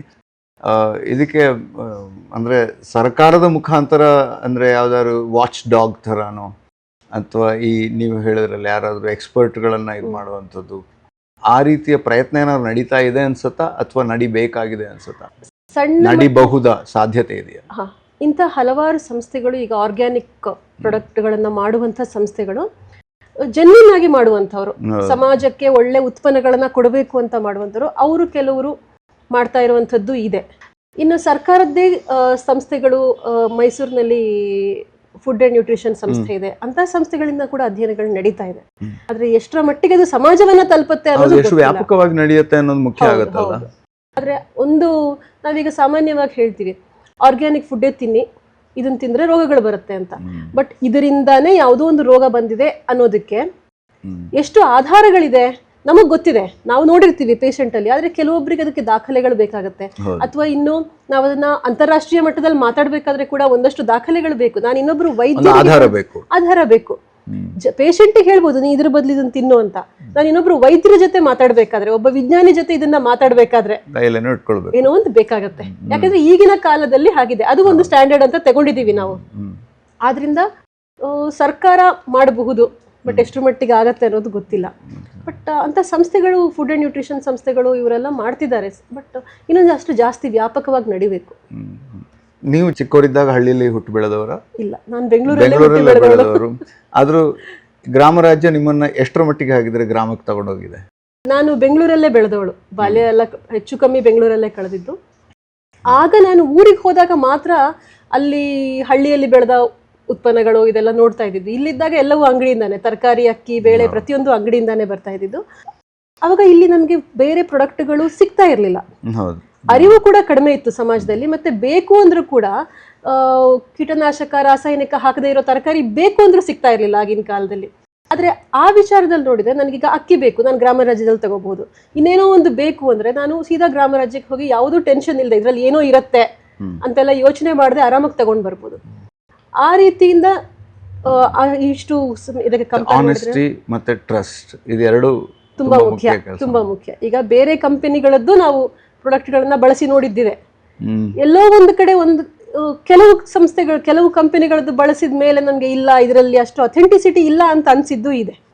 ಆದ್ರೆ ಗ್ರಾಮ ರಾಜ್ಯದಲ್ಲಿ ನನಗೆ ಅದು ಪ್ರಾಡಕ್ಟ್ ನೋಡುವಾಗ ಗೊತ್ತಾಗತ್ತೆ. ಈಗ ಕಲಬೆರಕೆ ಇದ್ರೆ ಹೇಗಿರತ್ತೆ, ಕಲಬೆರಕೆ ಇಲ್ಲದೆ ಇದ್ರೆ ಹೇಗಿರತ್ತೆ, ವ್ಯತ್ಯಾಸಗಳಿರತ್ತಲ್ಲ, ಅದು ಗಮನಕ್ಕೆ ಬರುತ್ತೆ ನೋಡುವಾಗ. ಈಗ ಈ ರೀತಿಯ ಅಥೆಂಟಿಕ್ ಆಗಿರೋ ವಸ್ತುಗಳನ್ನ ಅಂದ್ರೆ ನಿಮ್ಮ ಇದರಲ್ಲಿ ನೀವೀಗ ಹೇಗೆ ಸಜೆಷನ್ ಇರ್ಬೋದು, ಡಿಸ್ಕಷನ್ ನಡೆಸೋದಂತಿರುತ್ತೆ. ಈ ಕಮರ್ಷಿಯಲ್ ದಾಳಿಯಿಂದಾಗಿ ಅದಕ್ಕೆ ಯಾವ ಥರದ ತಡೆಗಳೇನಾದರೂ ನಿಮಗೆ ಬಂದಿದ್ದು, ಆ ಥರದ್ದೇನಾದರೂ ಇದೆಯಾ? ನನಗೆ ವೈಯಕ್ತಿಕವಾಗಿ ಅಂಥದ್ದೇನು ಸಮಸ್ಯೆ ಆಗಿಲ್ಲ. ಯಾಕೆಂದರೆ ಅಂಥ ಪ್ರಾಡಕ್ಟ್ಗಳನ್ನು ಯಾರಾದರೂ ನನಗೆ ಯಾವುದೇ ಪ್ರಾಡಕ್ಟನ್ನ ನೀವು ಇದನ್ನು ಹೇಳಲೇಬೇಕು ಅನ್ನೋಂಥದ್ದು ಬಂದರೆ, ಇಲ್ಲ ನಾನು ಅದು ಸರಿ ಇದ್ರೆ ಮಾತ್ರ ಹೇಳೋದು ಅನ್ನೋದನ್ನ ನಾನು ಇಟ್ಕೊಂಡಿದ್ದೀನಿ ನನ್ನ ಪ್ರಾಕ್ಟೀಸಲ್ಲಿ. ನನಗೆ ನೇರವಾಗಿ ಅಂಥ ಸಮಸ್ಯೆಗಳೇನೂ ಬಂದಿಲ್ಲ. ಆದರೆ ಕೆಲವೊಂದು ಸಲ ಕೆಲವರಿಗೆ ಬರುತ್ತೆ, ನೀವು ಈ ಪ್ರಾಡಕ್ಟನ್ನೇ ಹೇಳಬೇಕು. ಯಾಕಂದರೆ ಕೆಲವು ಸಂಸ್ಥೆಯಲ್ಲಿರುತ್ತೆ, ಒಂದು ಸಂಸ್ಥೆಯಲ್ಲಿ ಕೆಲಸ ಮಾಡಬೇಕಾದ್ರೆ ಅವರು ಅದರ ಅಂಡರ್ ಹೇಗೆ ಇರಬೇಕು ಅಲ್ಲಿಗ ನಾನೀಗೊಂದು ಆಸ್ಪತ್ರೆಯಲ್ಲೋ ಎಲ್ಲೋ ಕೆಲಸ ಮಾಡ್ತಿದ್ದೀನಿ ಅಂದರೆ ಅವ್ರು ಹೇಳಿದ್ದನ್ನ ನಾನು ಪಾಲನೆ ಮಾಡಬೇಕಾಗತ್ತೆ. ಅವಾಗ ಕೆಲವೊಂದ್ಸಲ ಅವಾಗ ಅವರು ಯಾವುದೋ ಕಂಪನಿ ಜೊತೆ ಪ್ರಾಡಕ್ಟ್ ಇದು ಟೈ ಅಪ್ ಮಾಡಿಕೊಂಡು ಹೇಳುವಂಥದ್ದು ಅಂಥದ್ದು ಕೆಲವೊಂದು ಕಡೆ ನಡೆಯೋದಿದೆ. ಅವಾಗ ಇಷ್ಟ ಇಲ್ಲದೇ ಇದ್ರೂ ವೈದ್ಯರು ಆ ಒಂದು ಪ್ರಾಡಕ್ಟನ್ನ ಪೇಷಂಟ್ಸ್ಗೆ ಪ್ರಿಸ್ಕ್ರೈಬ್ ಮಾಡಬೇಕಾಗತ್ತೆ. ಕೆಲವೊಂದು ಕಡೆ ನಡೆಯುತ್ತೆ, ಎಲ್ಲ ಕಡೆ ಅಂತ ಅಲ್ಲ, ಕೆಲವೊಂದು ಸಲ ನಡೆಯುತ್ತೆ ಇಂಥದ್ದು. ಮತ್ತು ಗ್ರಾಮ ರಾಜ್ಯವನ್ನು ಹೇಗೆ ಕಮರ್ಷಿಯಲ್ ಆಗಿ ಹೇಗೆ ಜನರಿಗೆ ತಲುಪಿಸ್ಬೋದು? ಇದು ಮಾರ್ಕೆಟಿಂಗ್ನವ್ರು ಖಂಡಿತ. ಬಟ್ ಒಂದು ನನಗನ್ಸುವಂಥದ್ದು, ನಮ್ಮಲ್ಲಿ ಆಯುರ್ವೇದ ವೈದ್ಯರಿದ್ದಾರೆ ಮತ್ತು ನ್ಯಾಚುರೋಪತಿ, ಈವನ್ ಅಲೋಪತಿ ವೈದ್ಯರು ಕೂಡ ಯಾರು ಇಂಥ ವಿಚಾರಗಳನ್ನ, ಈಗ ಒಂಥರ ಟ್ರೆಂಡ್ ಆರ್ಗ್ಯಾನಿಕ್ ಫುಡ್ ಅನ್ನೋವಂಥದ್ದು, ಸೊ ಯಾರೇ ವೈದ್ಯರು ಇರಬಹುದು ಅಥವಾ ಆಸ್ಪತ್ರೆ ಅಂತ ಸಂಸ್ಥೆಗಳು ಅಥವಾ ನ್ಯೂಟ್ರಿಷನಿಸ್ಟು ಡಯಟಿಷಿಯನ್ಸ್ ಯಾರಿದ್ದಾರೆ ಅವರನ್ನ ಅಪ್ರೋಚ್ ಮಾಡಿ ಅವರಿಗೆ ಈ ವಿಚಾರಗಳನ್ನ ತಿಳಿಸಿದ್ರೆ ಬಹುಶಃ ಅವರು ಬಳಸಿ ಅವ್ರಿಗೆ ತೃಪ್ತಿ ಆದ್ರೆ ಅವರು ಅವರ ಪೇಷಂಟ್ಸಿಗೆ ನಾವು ಹೇಗೆ ಅವ್ರನ್ನ ರೀಚ್ ಆಗ್ಬೋದು, ಹೇಗೆ ಕನೆಕ್ಟ್ ಆಗ್ಬೋದು, ಯಾವ ರೀತಿಯ ಇದ್ರ ಮೂಲಕ ಗ್ರಾಮ ರಾಜ್ಯ ಅನ್ನೋ ಸಂಸ್ಥೆಯನ್ನೇ ನಾವು ಉದ್ದೇಶವಾಗಿ ಇಟ್ಕೊಂಡು ಹೇಳೋದಾದ್ರೆ ಹೇಗೆ ಹೆಚ್ಚು ಹೆಚ್ಚು ಡಿಸಿಷನ್ ಮೇಕರ್ಸ್ ಅನ್ನ ಇನ್ಫ್ಲೂಯೆನ್ಸ್ ಮಾಡಬೇಕಾದ ಏನು ಅನಿವಾರ್ಯತೆ ಇದೆ ಅದನ್ನ ಹೇಗೆ ಮಾಡ್ಬೋದು ಅಂತ. ಒಂದು ಉತ್ಪನ್ನಗಳನ್ನು ಅವರಿಗೆ ಬಳಕೆಗೆ ಕೊಟ್ಟು ನೋಡಬಹುದು. ಇನ್ನೊಂದು ಸಾಮಾನ್ಯ ಮೆಡಿಕಲ್ ರೆಪ್ಗಳು ಹೇಗೆ ಮಾಡ್ತಾರೆ, ಹೋಗಿ ಅಪ್ರೋಚ್ ಮಾಡಿ ನಮ್ಮ ವಿವರಗಳನ್ನು ಕೊಡಬೇಕು ಅವರಿಗೆ. ನಮ್ದು ಇಂಥದ್ದೊಂದು ಉತ್ಪನ್ನ ಇದೆ, ಅದರಿಂದ ಬೆನಿಫಿಟ್ಸ್ ಹೀಗಿದೆ. ಈಗ ಸ್ಟಡಿಗಳಾಗಿದ್ರೆ ನಾವೇ ರಿಸರ್ಚ್ ಮಾಡಿರಬೇಕು ಅಂತ ಇಲ್ಲ, ಇದಕ್ಕೆ ಪೂರಕವಾದ ರಿಸರ್ಚ್ಗಳು ಸಿಗತ್ತೆ. ಆಲ್ರೆಡಿ ಆಗಿರುವಂಥದ್ದು ತುಂಬ ಸಂಶೋಧನೆಗಳಿದೆ. ಅದನ್ನು ನಾವು ತಗೊಂಡು ಅದನ್ನು ಇಟ್ಕೊಂಡು ನಾವು ವೈದ್ಯರ ಹತ್ರ ಅಥವಾ ನ್ಯೂಟ್ರಿಷನಿಸ್ಟ್ಗಳ ಹತ್ರ ಹೋಗಿ ಅಪ್ರೋಚ್ ಮಾಡಿ, ಈಗ ಮೆಡಿಕಲ್ ರೆಪ್ ಹೋದರೆ ಹೇಗೆ ಹೇಳ್ತಾರೆ ನಮ್ದು ಇಂಥ ಪ್ರಾಡಕ್ಟ್ ಇದೆ, ಇಂಥ ಮಾತ್ರೆ ಇದೆ, ಹೀಗೆಲ್ಲ ಬೆನಿಫಿಟ್ ಆಗುತ್ತೆ ಅನ್ನೋದು. ಅದೇ ರೀತಿ ಇದನ್ನು ಒಂದು ಪ್ರಯತ್ನ ಮಾಡಬಹುದು. ಮಾಡಿದ್ರೆ ಡಾಕ್ಟರ್ಸ್ ಹತ್ರ ಸಾಮಾನ್ಯವಾಗಿ ಆಯುರ್ವೇದ ವೈದ್ಯರು, ನ್ಯಾಚುರೋಪತಿ ವೈದ್ಯರು ನಾವೆಲ್ಲ ಆಹಾರದ ಬಗ್ಗೆ ಮಾತಾಡೇ ಆಡ್ತೀವಿ. ನಾವು ಬರೀ ಔಷಧಿ ಹೇಳೋದು, ಚಿಕಿತ್ಸೆ ಹೇಳೋದು ಇಲ್ವೇ ಇಲ್ಲ. ಮೊದಲಿಗೆ ಇದ್ರ ಬಗ್ಗೆನೇ ಮಾತಾಡ್ತೀವಿ ಅನ್ಸುತ್ತೆ ಹೆಚ್ಚು. ಲೈಫ್ ಸ್ಟೈಲ್ ಮತ್ತೆ ಆಹಾರನೇ ಮುಖ್ಯ ಫಸ್ಟ್, ಆಮೇಲೆ ಔಷಧಿ. ಅದೆಲ್ಲ ಆದ್ಮೇಲೆ ಬೇಕಾದ್ರೆ ಔಷಧಿ. ಸಾಮಾನ್ಯವಾಗಿ ಹೀಗಿರುತ್ತೆ. ಇವನ್ ಅಲೋಪತಿಯವರು ಆಹಾರದ ಬಗ್ಗೆ ಮಾತಾಡ್ತಾರೆ. ಸೊ ಇದಿಷ್ಟು ದಾಖಲೆಗಳು ಅಂದ್ರೆ ಸಂಶೋಧನೆಗಳು ಏನಿದೆ, ಬ್ಯಾಕಪ್ ಸಪೋರ್ಟಿಗೆ ಏನಿದೆ ತಗೊಂಡು ನಾವು ಅವರನ್ನ ಅಪ್ರೋಚ್ ಮಾಡಿದ್ರೆ ಒಂದು ಸಂಸ್ಥೆಯಾಗಿ ಗ್ರಾಮ ರಾಜ್ಯದ್ದು ನಮ್ದು ಇಷ್ಟಿದೆ, ಇಷ್ಟು ಈ ಸಂಶೋಧನೆಗಳ ಆಧಾರ ಇದೆ ಇದಕ್ಕೆ. ಪ್ರತಿಯೊಬ್ಬರನ್ನು ಕೂಡ ಅಪ್ರೋಚ್ ಮಾಡೋದು ಅಥವಾ ಏನಾದರೂ ಸೆಮಿನಾರ್ಸ್ ಇರ್ಬೋದು, ಖಂಡಿತ ಮಾಡ್ಬೋದು. ಒಂದು ಸೆಮಿನಾರ್ ತರ, ಒಂದು ಕಾನ್ಫರೆನ್ಸ್ ತರ, ಒನ್ ಡೇ ಪ್ರೋಗ್ರಾಮ್ ಆರ್ಗನೈಸ್ ಮಾಡಿ, ಒಂದು CME ತರ ಯಾವ್ದಾದ್ರು ಆರ್ಗನೈಸ್ ಮಾಡ್ಕೊಂಡ್ರೆ ಒಂದು ಕಾನ್ಫರೆನ್ಸ್ ತರ, ಅಲ್ಲಿಗೆ ಒಂದಷ್ಟು ಅಂಥ ವೈದ್ಯರನ್ನ, ನ್ಯೂಟ್ರಿಷನಿಸ್ಟ್ಗಳನ್ನ ಅಥವಾ ಯಾರ ಸ್ಥಾನದಲ್ಲಿದ್ದಾರೆ ಅವ್ರನ್ನೆಲ್ಲ ಕರೆದು ತಜ್ಞರನ್ನ ಕರೆಸಿ ನಾವು ಮಾತಾಡಿಸ್ಬೋದು. ಗ್ರಾಮ ರಾಜ್ಯದ ಪ್ರಾಡಕ್ಟ್ ಪ್ಲಸ್ ಬರೀ ಗ್ರಾಮ ರಾಜ್ಯದ ಪ್ರಾಡಕ್ಟ್ ನ ಮಾರ್ಕೆಟಿಂಗ್ ತರ ಅನ್ನಿಸ್ಬಾರ್ದು. ಅಲ್ಲಿ ವಿಚಾರ ಅವರಿಗೆ ಗೊತ್ತಾಗ್ಬೇಕು, ಅದರ ವ್ಯಾಲ್ಯೂ ಏನಿದೆ ಈ ನಮ್ಮ ಉತ್ಪನ್ನದ್ದು, ಅದು ಅವರಿಗೆ ತಿಳಿಸಿ ಹೇಳಬೇಕು. ತಜ್ಞರು ಬಂದು ಹೇಳಿದ್ರೆ ಆಗ ಅದು ಅವರಿಗೆ ತಲುಪುತ್ತೆ. ಐ ಥಿಂಕ್ ಫಸ್ಟ್ ಅಲ್ಲಿ ಎಜುಕೇಶನ್ ಅನ್ನೋದು ಮುಖ್ಯ ಆಗುತ್ತೆ ಅನ್ಸುತ್ತೆ ಅದನ್ನ. ಬಟ್ ಈಗ ಇದರಲ್ಲಿ ಡಾಕ್ಟರ್ ಸುವರ್ಣಿನಿ ಕೊಣಲೆ ಅವರಿಂದ ಏನೆಲ್ಲ ನಿರೀಕ್ಷೆ ಮಾಡ್ಬೋದು? ನಿಮ್ಮ ಸಪೋರ್ಟ್ ಹೇಗಿರುತ್ತೆ? ನಾನು ಸ್ವತಃ ಬಳಸಿರೋದ್ರಿಂದ, ಮತ್ತೆ ಈಗಾಗಲೇ ನಾನು ಆಗ್ಲೇ ಹೇಳಿದೆ ಅಲ್ಲ, ನನ್ನ ಪೇಷಂಟ್ಸಿಗೆ ನಾನು ಹೇಳ್ತೀನಿ ಎಲ್ಲಿ ಸಿಗುತ್ತೆ, ಹೇಗೆ ಸಿಗುತ್ತೆ. ಗ್ರಾಮ ರಾಜ್ಯವನ್ನೇ ಹೇಳುವಂಥದ್ದು, ಹೆಚ್ಚಾಗಿ ಗ್ರಾಮ ರಾಜ್ಯ ಹೇಳಿರ್ತೀನಿ. ಇನ್ನು ಕೆಲವು ಬೇರೆ ಈ ರೀತಿಯ ಸಿಂಪೋಸಿಯಂ ಅಥವಾ ಸೆಮಿನಾರ್ ಮಾಡಬಹುದು. ನನಗೆ ತಿಳಿದಿರೋ ವಿಚಾರವನ್ನ ಈ ಸಬ್ಜೆಕ್ಟಿಗೆ ಸಂಬಂಧಪಟ್ಟ ಹಾಗೆ ಸಂಶೋಧನೆಗಳು ಏನಿದೆ, ಅದು ಹೇಗೆ ನಮ್ಮ ದೇಹದ ಮೇಲೆ, ಆರೋಗ್ಯದ ಮೇಲೆ, ಮನಸ್ಸಿನ ಮೇಲೆ ಪರಿಣಾಮ ಬೀರುತ್ತೆ, ಆರೋಗ್ಯ ಯಾವ್ಯಾವ ರೋಗಗಳು ಈಗಿನ ಕಾಲದಲ್ಲಿ ಹೆಚ್ಚಾಗಿದೆ, ಅದಕ್ಕೆ ಆಹಾರ ಹೇಗೆ ಕಾರಣ ಆಗಿದೆ. ಉದಾಹರಣೆಗೆ ಹೇಳಿದ್ರೆ ಮಕ್ಕಳಲ್ಲಿ ನಾವು ತುಂಬಾ ನೋಡ್ತೀವಿ, ಮಕ್ಕಳಿಗೆ ಏಕಾಗ್ರತೆ ಬರ್ತಾ ಇಲ್ಲ, ADHD ಇದೆ, ಇಂಥದ್ದು ತುಂಬಾ ಸಣ್ಣ ಸಣ್ಣ ಸಣ್ಣ ಹಲವಾರು ವಿಚಾರಗಳು ಕಾಣಿಸ್ತಿದೆ. ಆಹಾರವೂ ಒಂದು ಮುಖ್ಯ ಕಾರಣ. ಇದನ್ನೆಲ್ಲ ನಾವು ಮಾತಾಡೋದಾದ್ರೆ I am ready to come and talk. ಖಂಡಿತವಾಗ್ಲು ನನಗೆ ತಿಳಿದಿರೋ ವಿಚಾರ ಕೂಡ ಕನೆಕ್ಟ್ ಆಗೋದಕ್ಕೂ ಕೂಡ ಸಾಧ್ಯ ಆಗ್ಬೋದು. ನನ್ನ ಸ್ನೇಹಿತರಿಗೆ, ನನ್ನ ಪರಿಚಯದವರಿಗೆ ಈಗ ನಾವು ಮಾತಾಡ್ಬೇಕಾದ್ರೆ ಕೂಡ ನೀವು ಇದನ್ನ ಇಷ್ಟು ಕಾನ್ಫಿಡೆಂಟ್ ಆಗಿ ಖಂಡಿತ ನಾನು ಕರಿತೀನಿ ಅಂತ ಹೇಳೋದಕ್ಕೆ ಕಾರಣ ನೀವು ಇಷ್ಟು ವರ್ಷ ಬಳಸಿದ ಆ ವಿಶ್ವಾಸನ, ಅದರ ಮೇಲಿನ. ನಾನು ಸ್ವತಃ ಬಳಸಿರೋ, ಈಗ ನಾನು ಯಾವುದನ್ನು ಬಳಸದೆ ನಾನು ಹೇಳಲಿಕ್ಕಾಗಲ್ಲ. ನಿಮ್ಮ ಮುಂದೆ ಇದೇ ಥರ ಅಂದರೆ ನೀವಾದರೆ ಒಂದು ರೀತಿಯ ಅಂದರೆ ಸಂಬಂಧವನ್ನು ಮೊದಲಿಂದನೇ ಹೊಂದಿದ್ದವರು, ಬಟ್ ಕನ್ವರ್ಟ್ ಆದವ್ರನ್ನ ಯಾರನ್ನಾರು ನೋಡಿದ್ದೀರಾ? ಅಂದರೆ ಈ ರೀತಿಯ ಪ್ರಾಡಕ್ಟ್ಸನ್ನು ಬಳಸುವಂಥದ್ದು, ನ್ಯಾಚುರಲ್ ಪ್ರಾಡಕ್ಟ್ಸನ್ನು ಬಳಸೋದು, ಅವರಲ್ಲಿ ಯಾವುದು ಬದಲಾವಣೆಗಳನ್ನೆಲ್ಲಾದರೂ ನೋಡಿದ್ದೀರಾ ಆಹಾರದ ಬದಲಾವಣೆಯಿಂದಾಗಿ? ಹೌದು, ತುಂಬ ಜನ ನೋಡಿದ್ದೀನಿ. ಪೇಷಂಟ್ಸೇ ಹಲವರು ಹೇಳೋದಿದೆ, ಅಥವಾ ನನ್ನ ಸ್ನೇಹಿತರ ಬಳಗದಲ್ಲಿ ಆಗಿರ್ಬೋದು, ಈಗ ಯಾರೋ ಪರಿಚಿತರು, ಯಾರೋ ಹೊಸದಾಗಿ ಭೇಟಿಯಾಗಿರ್ತೀವಿ. ಸಾಧಾರಣ ನಾನು ನ್ಯಾಚುರೋಪತಿ ಅಂದ ತಕ್ಷಣ ಮೊದಲು ಬರೋದೇ ಅವ್ರ ಇಂಥದ್ದಕ್ಕೆ, ಆಹಾರ ಮತ್ತೊಂದು ಅಂತ. ಆಗ ಹೇಳ್ತಾರೆ, ನಾನು ಇಲ್ಲ regular Sona Masuri highly polished ಅಕ್ಕಿಯಿಂದ ನಾನು ಕೆಂಪಕ್ಕಿಗೆ ಶಿಫ್ಟ್ ಆದೆ, ಆರ್ಗ್ಯಾನಿಕ್ ಫುಡ್ಡಿಗೆ ಶಿಫ್ಟ್ ಆದೆ, ನನಗೆ ಇಂಥದ್ದು ಬದಲಾವಣೆ ಆಯಿತು, ಇಂಥ ಸಮಸ್ಯೆಗಳು, ಡಯಾಬಿಟೀಸ್, ಶುಗರ್ ಲೆವೆಲ್ಸ್ ಕಂಟ್ರೋಲಿಗೆ ಬಂತು ಯಾವುದೋ ಒಂದು ಬದಲಾವಣೆ ಮಾಡಿದ್ರಿಂದ, ಇಂಥದ್ದೆಲ್ಲ ಹೇಳೋದು ನಾನು ತುಂಬ ನೋಡಿದ್ದೀನಿ. ಅದು ಇದೆ ವ್ಯತ್ಯಾಸ, ಜನಕ್ಕೂ ಗೊತ್ತಾಗತ್ತೆ, ನಮಗೆ ಗೊತ್ತಾಗುವಷ್ಟು ಸೂಕ್ಷ್ಮ ವಿಚಾರಗಳು ಗೊತ್ತಾಗೋದಿಲ್ಲ. ಬಟ್ ಈವನ್ ಯೋಗಕ್ಕೂ ಕೂಡ ಇದರ ಸಂಯೋಗ ಇದೆ, ಇದರ ಕನೆಕ್ಷನ್ ಇದೆ. ಅದ್ರ ಬಗ್ಗೆ ಎರಡು ರೀತಿ ಹೇಳೋದಾದ್ರೆ, ಒಂದು ಯೋಗ ಅಂದ್ರೆ ಜೀವಾತ್ಮವನ್ನ ಪರಮಾತ್ಮನ ಜೊತೆಗೆ ಸೇರಿಸುವಂಥದ್ದು ಯೋಗ. ಅದು ಅಧ್ಯಾತ್ಮ ಸಾಧನೆ. ಅದಕ್ಕೆ ಹಲವಾರು ನಿಯಮಗಳು, ಹಲವಾರು ಹಂತಗಳು ಎಲ್ಲ ಇರುತ್ತೆ. ಅದರಲ್ಲಿ ಆಹಾರ ಕೂಡ ಒಂದು. ಆಹಾರ ಎಷ್ಟು ಶುದ್ಧವಾಗಿರುತ್ತೋ ಅಲ್ಲಿ ನಿಯಮ ಇರುತ್ತೆ. ಯೋಗ ಸಾಧನೆ ಮಾಡುವವರಿಗೆ ಇಲ್ಲಿ ಯೋಗ ಸಾಧನೆ ಅನ್ನುವಾಗ ನಾವು ಎರಡು ರೀತಿಯಲ್ಲಿ ತಗೋಬಹುದು. ಒಂದು ಅಧ್ಯಾತ್ಮ ಸಾಧನೆ ಅಂತ, ಇನ್ನೊಂದು ನಮ್ಮಂಥ ಲೌಕಿಕವಾಗಿರುವವರು ಮಾಡುವಂಥ ಸಾಧನೆಗಳಾಗಿರ್ಬೋದು. ಯೋಗ ಮುಖ್ಯವಾಗಿ ಡೀಲ್ ಮಾಡೋದು ಮನಸ್ಸಿನ ಜೊತೆಗೆ. ಮನಸ್ಸು ತುಂಬಾ ಚಂಚಲ ಮನುಷ್ಯನದ್ದು. ಮನಸ್ಸು ಅಂದ್ರೆ ಮರ್ಕಟ. ಇವತ್ತಿಲ್ಲಿ ಕೂತಿರ್ತೀನಿ, ಮನಸ್ಸು ಎಲ್ಲೆಲ್ಲೋ ಹೋಗಿ ಬಂದಿರತ್ತೆ 5 ನಿಮಿಷದಲ್ಲಿ. 10 ವರ್ಷ ಹಿಂದೆ ಹೋಗಿರತ್ತೆ, 10 ವರ್ಷ ಮುಂದಕ್ಕೂ ಹೋಗಿರತ್ತೆ, ಯಾವುದೋ ಲೋಕಕ್ಕೂ ಹೋಗಿ ಬಂದಿರತ್ತೆ ಮನಸ್ಸು. ಆ ಮನಸ್ಸಿನ ಹಿಡಿತದಲ್ಲಿಡುವಂಥದ್ದು ಯೋಗ. ಅದಕ್ಕೆ ಆಹಾರ ತುಂಬಾ ಮುಖ್ಯ. ಈಗ ನಾವು ಚಿಕ್ಕ ಮಕ್ಕಳು ದೊಡ್ಡವರು ಯಾರೇ ಆದ್ರೂ ಒಂದು 5 ನಿಮಿಷ ಕೂತ್ಕೊಂಡು ಈಗ 3.5 ಗಂಟೆ ಸಿನಿಮಾ ಯಾರು ನೋಡಲ್ಲ. ನಮಗೆಲ್ಲ 1.5-2 ಗಂಟೆ ಒಳಗಡೆ ಬೇಕು. ಅದು ಕಷ್ಟನೇ ಕೂತ್ಕೊಂಡು ನೋಡೋದು. ಅದಲ್ಲದೆ ನಾವು ಸೋಷಿಯಲ್ ಮೀಡಿಯಾ ಸ್ಕ್ರೋಲಿಂಗ್ ಹೀಗೆ 10 ಸೆಕೆಂಡ್ಸ್ ನೋಡಲ್ಲ ನಾವು. ವರ್ಟಿಕಲ್ ಸೀರೀಸ್ಗಳು, ಮೈಕ್ರೋ ಡ್ರಾಮಾಗಳದ್ದೇ ಕಥೆ ಆಗ್ಬಿಟ್ಟಿದೆ. 1.5-2 ನಿಮಿಷದಲ್ಲಿ ಕಥೆ ಬರ್ತಾ ಇರಬೇಕು. ಮತ್ತೆ ಯಾವುದೇ ವಿಚಾರ, ಈಗ ನಾನು ಒಂದು ವಿಡಿಯೋ ಮಾಡಿ ಹಾಕ್ತೀನಿ ಸೋಷಿಯಲ್ ಮೀಡಿಯಾದಲ್ಲಿ ಅಂದ್ರೆ 30 ಸೆಕೆಂಡ್ ಒಳಗಡೆ ನಾನು ಎಲ್ಲ ಹೇಳ್ಬಿಡ್ಬೇಕು. ಮೊದಲ 3 ಸೆಕೆಂಡ್ ಅಲ್ಲಿ ಡಿಸೈಡ್ ಮಾಡಿ ಆಗಿರುತ್ತೆ ಏನೋ, ಹಾಗೇನೋ ಇದೆ ಅದು. ಹೌದು, ಅಂಥ ವೇಗದಲ್ಲಿ ಇದೀವಿ. ಯಾಕೆಂದ್ರೆ ನಮ್ಮ ಮನಸ್ಸು ಒಂದು ಕಡೆ ನಿಂತ್ಕೊಳ್ಳೋದಿಲ್ಲ. ಯೋಗ ಅದನ್ನ ಮಾಡುತ್ತೆ. ಅದಕ್ಕೆ ಪೂರಕವಾಗಿ ಆಹಾರ ಕೆಲಸ ಮಾಡುತ್ತೆ.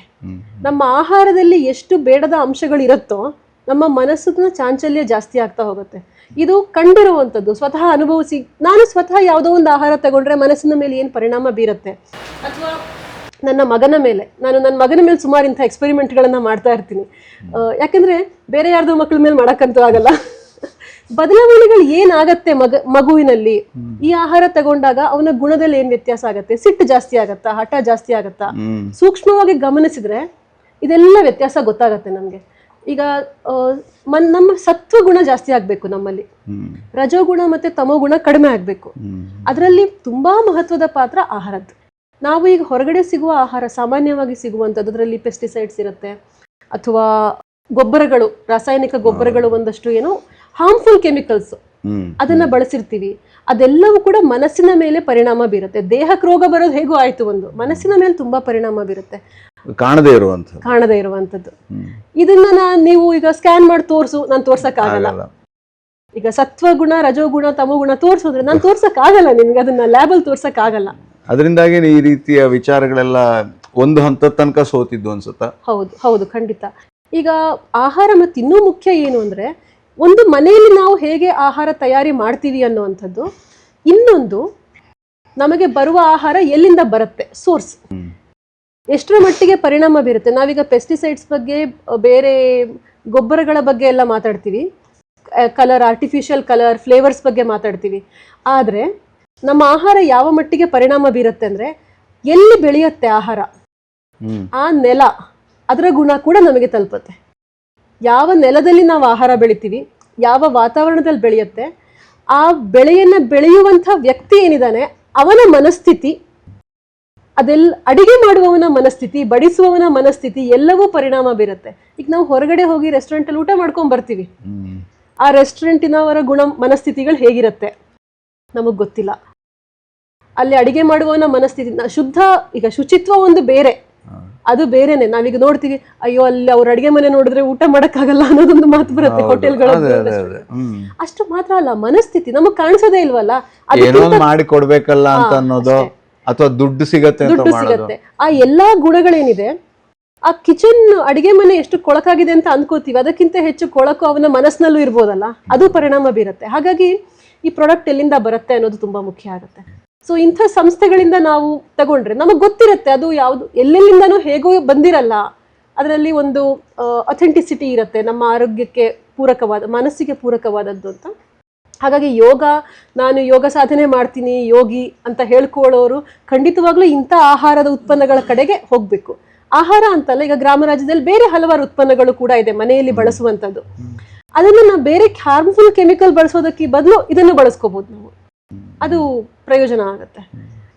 ಇನ್ನೊಂದು ಅಂಶ ಸೇರಿಸೋದೇನು ಅಂದ್ರೆ, ನನ್ನ ವೈಯಕ್ತಿಕ ಆರೋಗ್ಯ, ದೇಹ ಮನಸ್ಸು ಮಾತ್ರ ಅಲ್ಲ, ಪರಿಸರ ಸಮಾಜದ ಬಗ್ಗೆನೂ ಯೋಚನೆ ಮಾಡ್ಬೇಕಾಗತ್ತೆ.